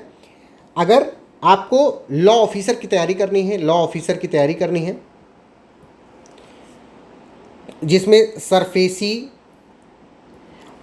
या जो कोई भी जो बैंकिंग लॉज या बैंक IBPS वगैरह की तैयारी करनी है, IBPS SO वगैरह होता है ना, लॉ ऑफिसर का वैकेंसी निकलता है, उन सब की तैयारी करनी है, या नेट JRF की तैयारी करनी है, या जुडिशरी की तैयारी करनी है, या APO की तैयारी करनी है, तो आप क्या कर सकते हो, आप इस नंबर पर कांटेक्ट कर सकते हो। कौन से नंबर पे, मैं नंबर लिख रहा हूँ,